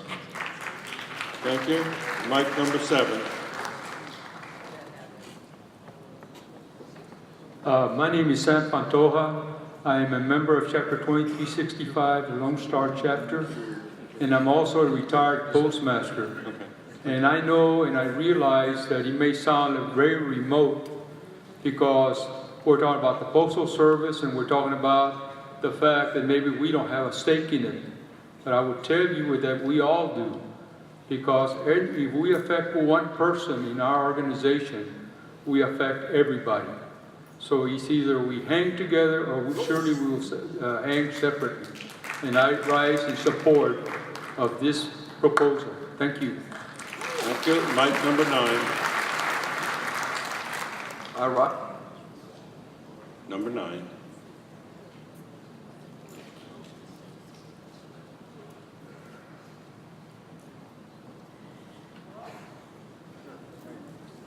I rise in support of this proposal. There is one paramount thing that every small town needs, or even large town, but every small town needs a post office. Otherwise, that small town does not exist, and rural Oklahoma is dying. They are dying, and there's a lot of places just like that. If this thing with Staples succeeds, then, like the man was saying, FedEx and those other companies, UPS, will take over. But let me tell you what, they're not going to be climbing up and down that Indian reservation in the bottom of Grand Canyon. They're not going to be delivering mail up in Nome, Alaska in the wintertime. Only the post office does that. We should support the post office because those are federal jobs. They're good jobs. Where are the people going to go when they're kicked out of those jobs? They're not going to make the same amount of money and be able to support America slinging hash at McDonald's. This is very important. We need to support the federal workers. Thank you. Thank you. Speaking in opposition, Mike number 4. Good morning. Before I speak, I want you to know my grandfather was a postal worker, and I loved him dearly. And before you speak, would you give us your name? I'm Joyce Pierce, Chapter 1270. Thank you. I speak in opposition to this, and I think it's common sense. If we're going to say, let us boycott Staples, do we boycott the mom and pop store in Woodbridge where I bring my boxes for delivery? Do we boycott Safeway? and Walgreen where you can buy stamps? Where do we stop officially as NARFE? Do you individual want to sign a postcard to mail out? Have at it. But I don't think it's appropriate for NARFE as an organization to stand up there and tell John Q. Public, boycott Staples. Thank you. Mic number 3. Good morning again, this is Tony Montoro from New York, and I'm also a retired postmaster. First of all, you don't realize what the Postal Service is doing to postmaster positions. Sure, the post office will stay open in your area, but the hours are going to be reduced. I'm sure some of you have already been affected by this. We probably have, especially in the smaller rural areas, where we have an office that's open possibly only 2 hours or 4 hours or 6 hours a day, and there's only one individual there that is manning the office. And then a postmaster from a larger office is in charge. And what they're telling the postmasters in the larger office... I'm sorry, sir, the time has just run out. Oh, okay. Anyway. Jessie Clement, before she left for Washington this morning, asked me to, because the very first one was submitted by Mike Foley and with the same subject, and she wanted me to remind all of you that we are working with the coalition, the Postal Coalition, and they have not asked us to endorse this particular type of resolution. They have not endorsed it or asked us to be part of that. Just, she wanted me to convey that to you. We are now going to be talking on this resolution. We at the National Active and Retired Federal Employees openly support the National Stop Staples boycott.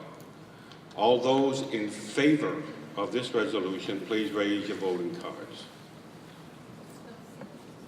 All those opposed, the resolution has been rejected. That is the last one. However, I want to revisit, if I, with your permission, the one by Mr. Cresswell, that OAM training be given before adjournment. We have OAM training today in Lunch and Learn, but what you directed me to do is to keep the business open until after the Lunch and Learn, and then we'll have to reconvene in order to adjourn. With your permission, and Mr. Cresswell, with yours, we will conduct OAM training today, but it will be after adjournment instead of before adjournment. Is that okay with you, sir? Is that all right with the rest of you? Okay. But I don't think you want to come back. Okay, that's the end of the new business. We have 2 courtesy resolutions. And would one of you 2 read them?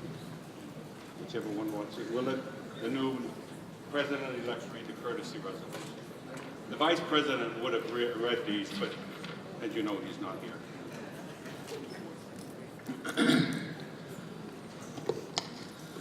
The first courtesy resolution is national convention streaming. The IT department has conducted a trial effort of computer streaming of the 33rd NARFE National Convention to members unable to attend. Whereas Kentucky Federation President Noreen Morgan has been recuperating at home following hospitalization and fully followed the proceeding and felt like she was in the room. Be it resolved that the delegates in attendance at the 33rd NARFE National Convention congratulate the ID Department for a successful effort, and this is from William Shackelford, Region 10, Vice President-elect. On behalf of the Kentucky Federation. That courtesy resolution is accepted without objection. The second courtesy resolution is the 33rd National Convention Credentials Committee. The credentials team appointed by the President, Joseph Biden, arrived on Friday, August 22nd, 2014. And the credential team worked diligently with the national IT staff and processed the delegates with with voting problems, and the credentials team has been on duty from August 22nd through August 27th, assisting in the registration and the voting process. Be it resolved that the team of 4 volunteers consisting of, boy, I wish you'd written this better, Vivian Catherson, California Chair, Joseph Landry, Louisiana Co-Chair,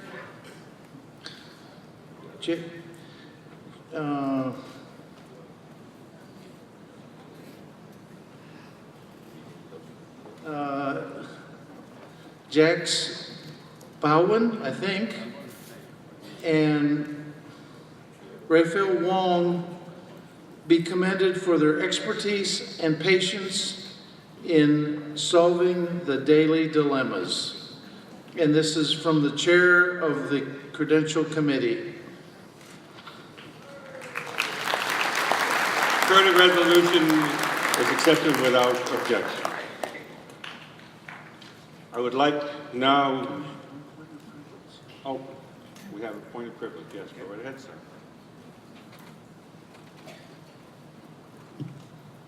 As a point of privilege, I want to let you all know that the ink is still wet on the 2015 calendar. You will be receiving it in the next few days. Be happy with it. It is an excellent, excellent calendar. Thank you.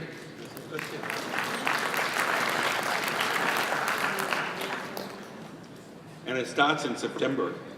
Yes. Okay. So you get an extra 3 months.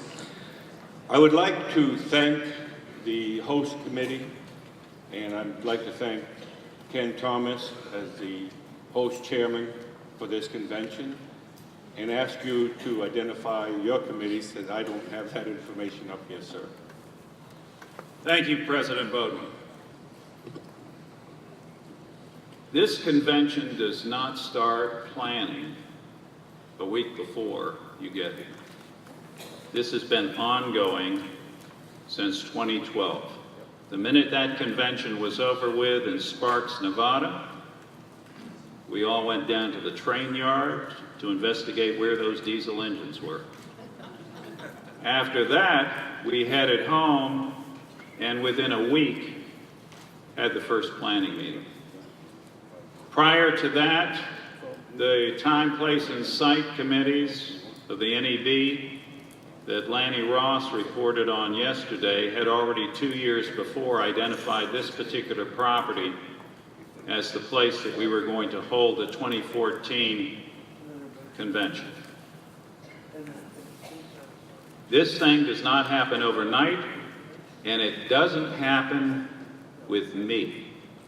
It happens because there are groups and groups of people constantly working and tweaking this thing until we finally get here. There were 14 members of the host committee. There were 94 volunteers, in addition to the 14, who helped put this together. So if however many are still here, if you would stand up so that we could all identify you, as well as to give you a hand, because you've done an excellent job.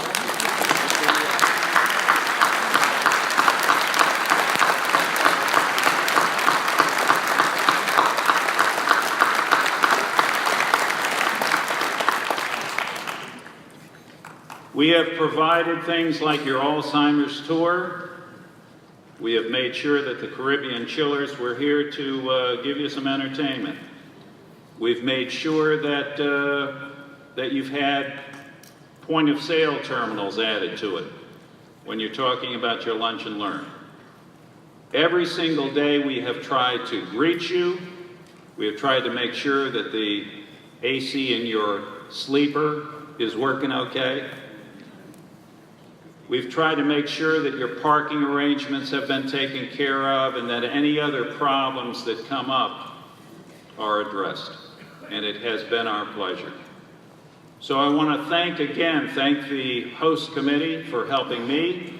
I'd like to thank the national staff that was also involved in this, because again, it does not happen overnight, and believe it or not, in the last 2 years, I have communicated with the national staff using over 1,400 emails and countless phone calls, starting sometime at 4:50 in the morning. I don't know whether they thought I was on Pacific time and still awake or what. It's that guy right there. When Joe Bodwin gets into the office, he thinks everybody else should be awake too. Fortunately, I'm an early riser also, but it has been a fun time. I'm hoping that you have had a fun time too. So thank you very much.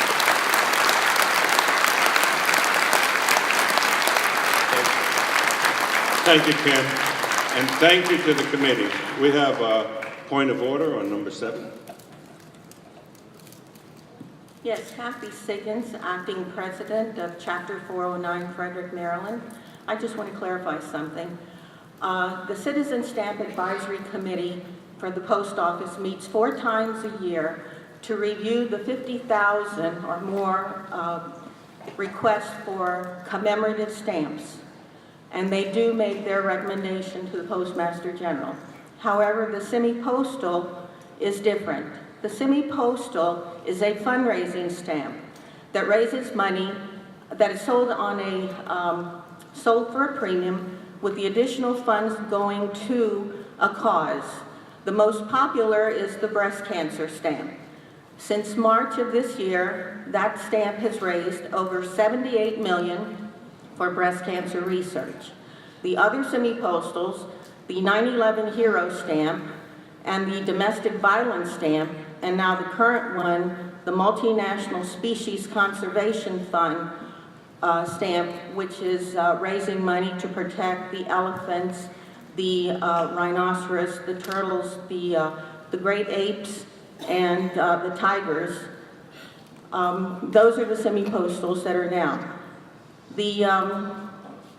Those legislations, those semi-postals were mandated by Congress through legislation. I just wanted to clarify that.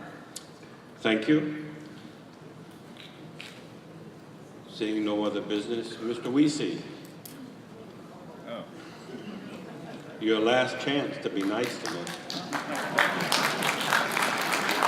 There was a question that was sent to me, can we get a report of the PAC number at the convention? And unfortunately, I believe all of the legislative staff are on their way back to Washington. So we'll try to put it on the website so that you can have that information. Number 9? It's over 10,000, yeah, they did tell me that. It was over 10, but I don't have an exact number. My name is Johnny DeGeorge, 126, Southern Maryland, Indian Head. I would like, this is my first time coming to this event. I want to thank the committee. I would like to thank the Sergeant at Arms that have been very, very helpful when we have trouble, when we need to get something, or we were able to approach them, and they've been an outstanding host themselves. So I appreciate it.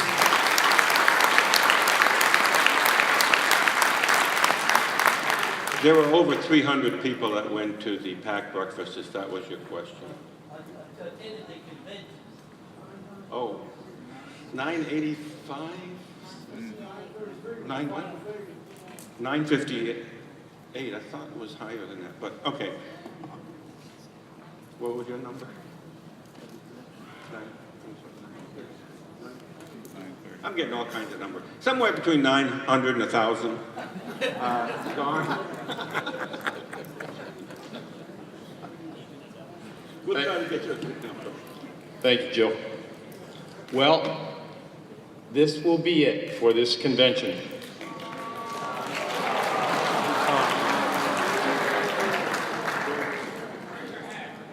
I don't know if that was for or against me doing what I'm doing. The other day, I was asked to guard the beautiful crystal awards that were up here in the dais. And when nobody was looking, I took a peek to see if I was on any of them. Well, I was not. However, I had heard that my competitor, Mr. Lanny Ross, has suggested that I be given an award, a Crystal Award, to go away. Thank you, Lanny. And I have received one legitimate marriage proposal. It was very specific. She just needs someone to drive her to the movies and to dinner. I was not to attend the movie, and I would not be dining. No living with her. She will not take my last name. And most importantly, no sex. But things haven't been that fruitful in that arena anyway, so that's not a problem. But more importantly, no alimony either, if it does not work out. I would be basically a driving Miss Daisy.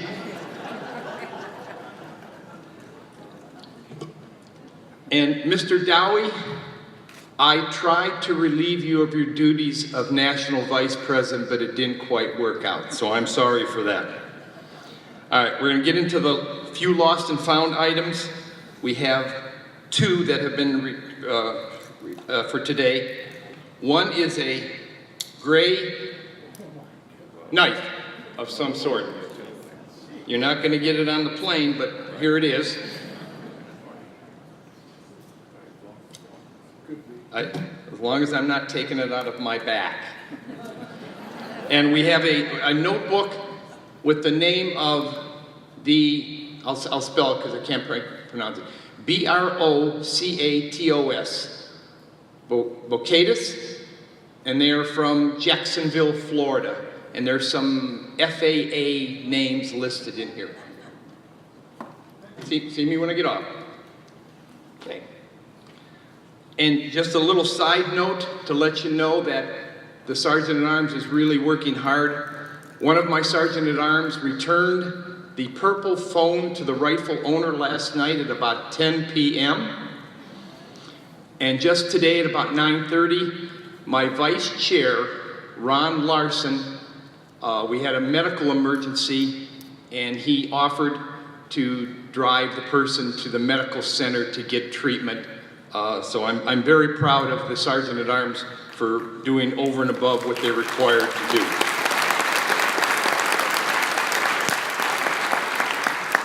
All right, we will get into the announcements now. And then I do have just a few final thoughts, and we'll be able to get you out of here.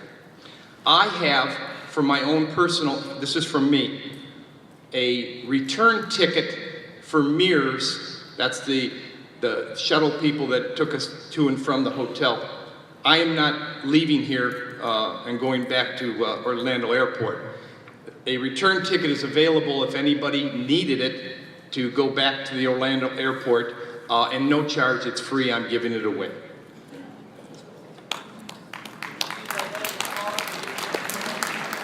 What's that? You used that lady's card to propose marriage for your transportation. Oh, yeah, I work alone. Those who received recruitment awards may pick up a box for travel or shipment at the NARFE office out in the front. Mr. Bob Page of Georgia, Chapter 599, please report to the NARFE information desk when you can. DC Federation meet in region area for photo after the closing. All Region 5 Federation presidents and PAC coordinators meet at Region 5 area at the close of today's session.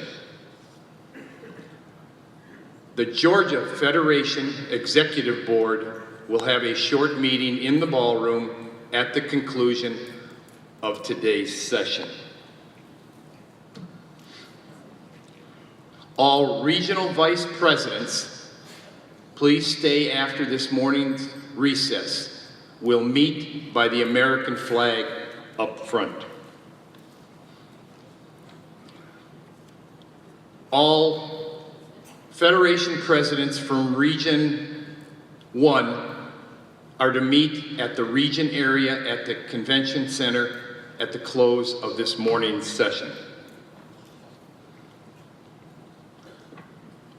Will all letter carriers please meet in front of the hall on left side after adjournment if you are not delivering the mail.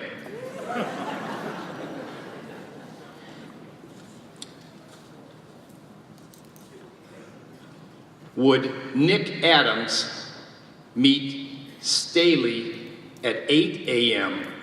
Friday morning for departure to Tampa? Nick is the guy that was looking for a ride, so I guess the time has changed. Nick, you're to meet Staley at 8 a.m. now.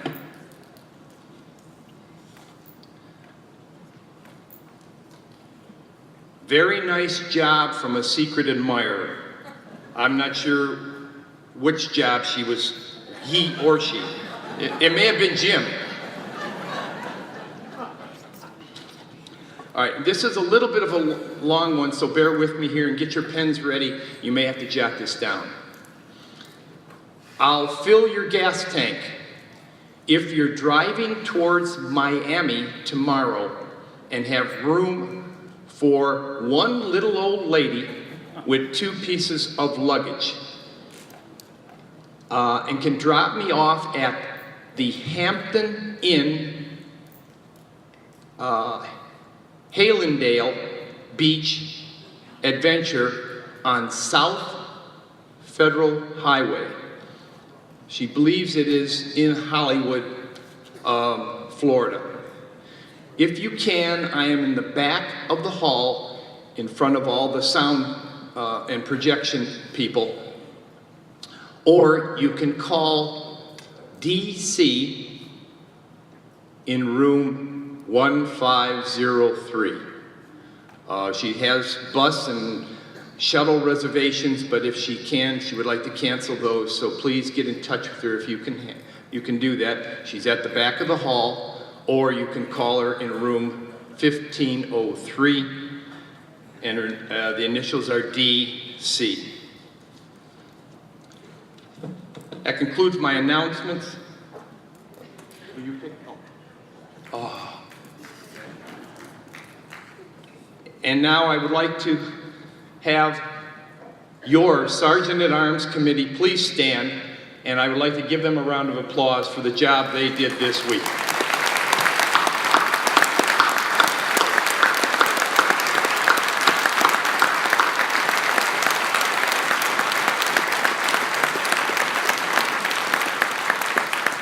Thank you, gang. And one final note, I was very humbled and very proud to be your chairman of the Sergeant at Arms Committee this year and in past years. And if the new president, our president-elect Dick, will have me, I will serve again in Reno in 2016.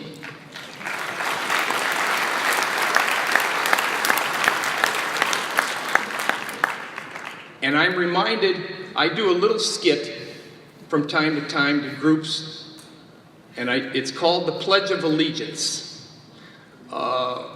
Red Skelton did it back in 1969, and I've memorized the skit, and I do that. I'm not doing the skit here today, but there's a part in the skit where I play the principal of a grade school, and and the children are having when they're reciting the Pledge of Allegiance, it becomes very monotonous to them. So I step into their classroom and I define each word of the Pledge of Allegiance. And Oh, and one part of that has to do with the words, "and to the republic."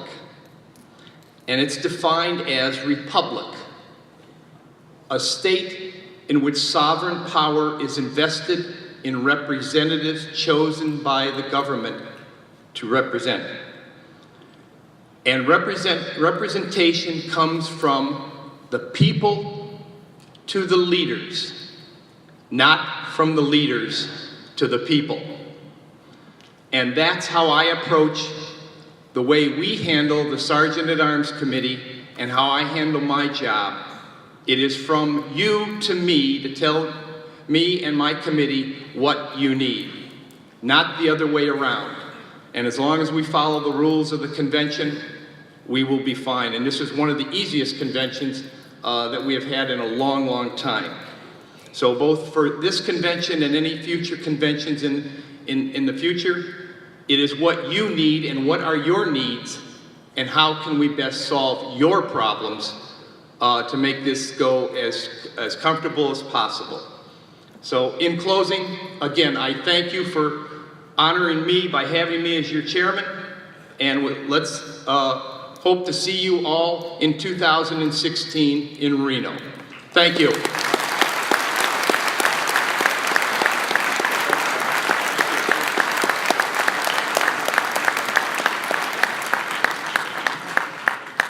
Is there any other business that we need to discuss before we adjourn? I do want to thank all of you for allowing me to serve you for the last 4 years as your president. It was an honor and a privilege, and I enjoyed it. I met many great people, and NARFE has a great organization, and I love their members. So thank you so much for allowing me that opportunity.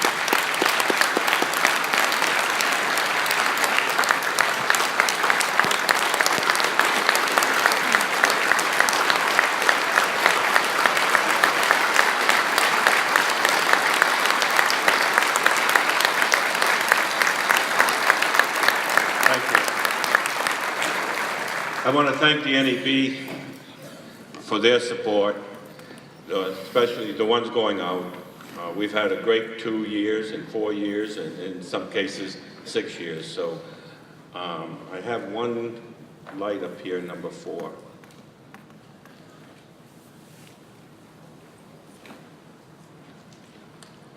Kathy Arpa, Chapter 1116, Virginia.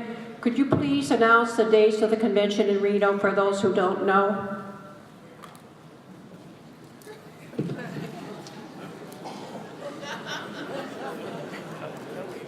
August 2016.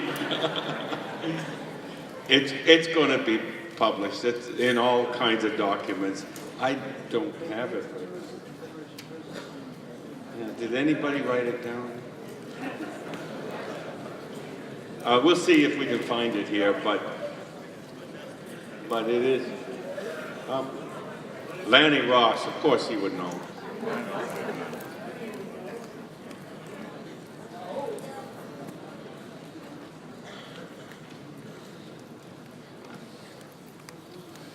(2016) Reno, August 28th through September 1st. August 28th through September 1st. And it's going to be the Grand Sierra Resort in Reno. Again, there'll be all kinds of, in a magazine and everything else. And for those of you that are planning to get cheap seats for the future, Jacksonville will be in 2018, August 26th to August 30th. We have mic number 7. Gordon Brown, Bethesda, Chevy Chase, Chapter 258 in Maryland. This is for the good of the organization. I told this to my friend Elaine Hughes this morning. My advice is don't ever leave your home without a membership application. I failed to do that and lost probably a couple of members, but the day after Easter in 2013, I had a mini stroke. It was not a TIA, the doctor said it was a stroke, but very mild.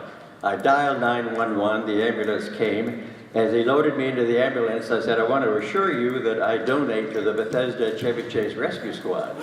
The attendant said, well, we're not from there. They didn't have an available ambulance. We're from NIH.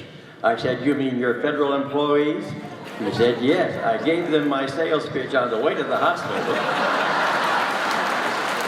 Unfortunately, when they loaded me into the ambulance, they didn't say, wait till I go back and get a membership application. So I was without a membership application, and I probably lost 2 members. But more or less, don't leave home without a membership application.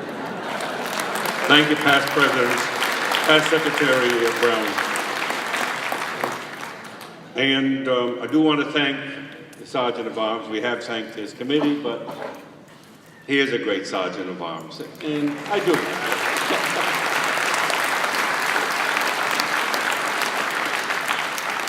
Don't forget the lunch and learn today on the OAM at noontime. No?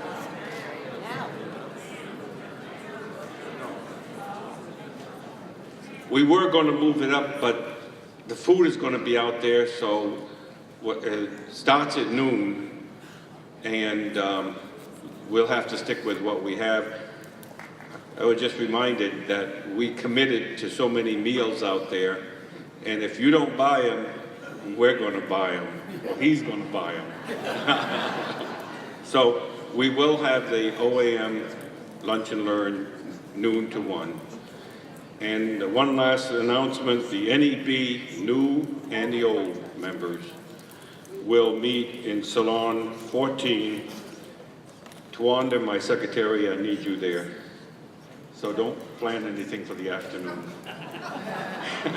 There being no further business to come before the 33rd Convention, the National Active Retired Federal Employees Association. What? Oh, got a mic. No food out there. So I don't know what you're going to do. Go to the OAM and then lunch and learn. I mean, the lunch. Your lunch will have to. There's nobody out there. Well, they're supposed to be there for, they should get there at 11:30 for the 12 o'clock lunch. Nope, there's nothing set up today, and they always had it up by now. So. You know, you are absolutely right. It is not a lunch and learn. So what we can do, I thought it was a lunch and learn, and I thank you for reminding me. I had to look it up. We will take a 15-minute break, and at 11:30, we'll start the OAM so that we'll get it out of here quicker. Okay? Now, we are adjourned.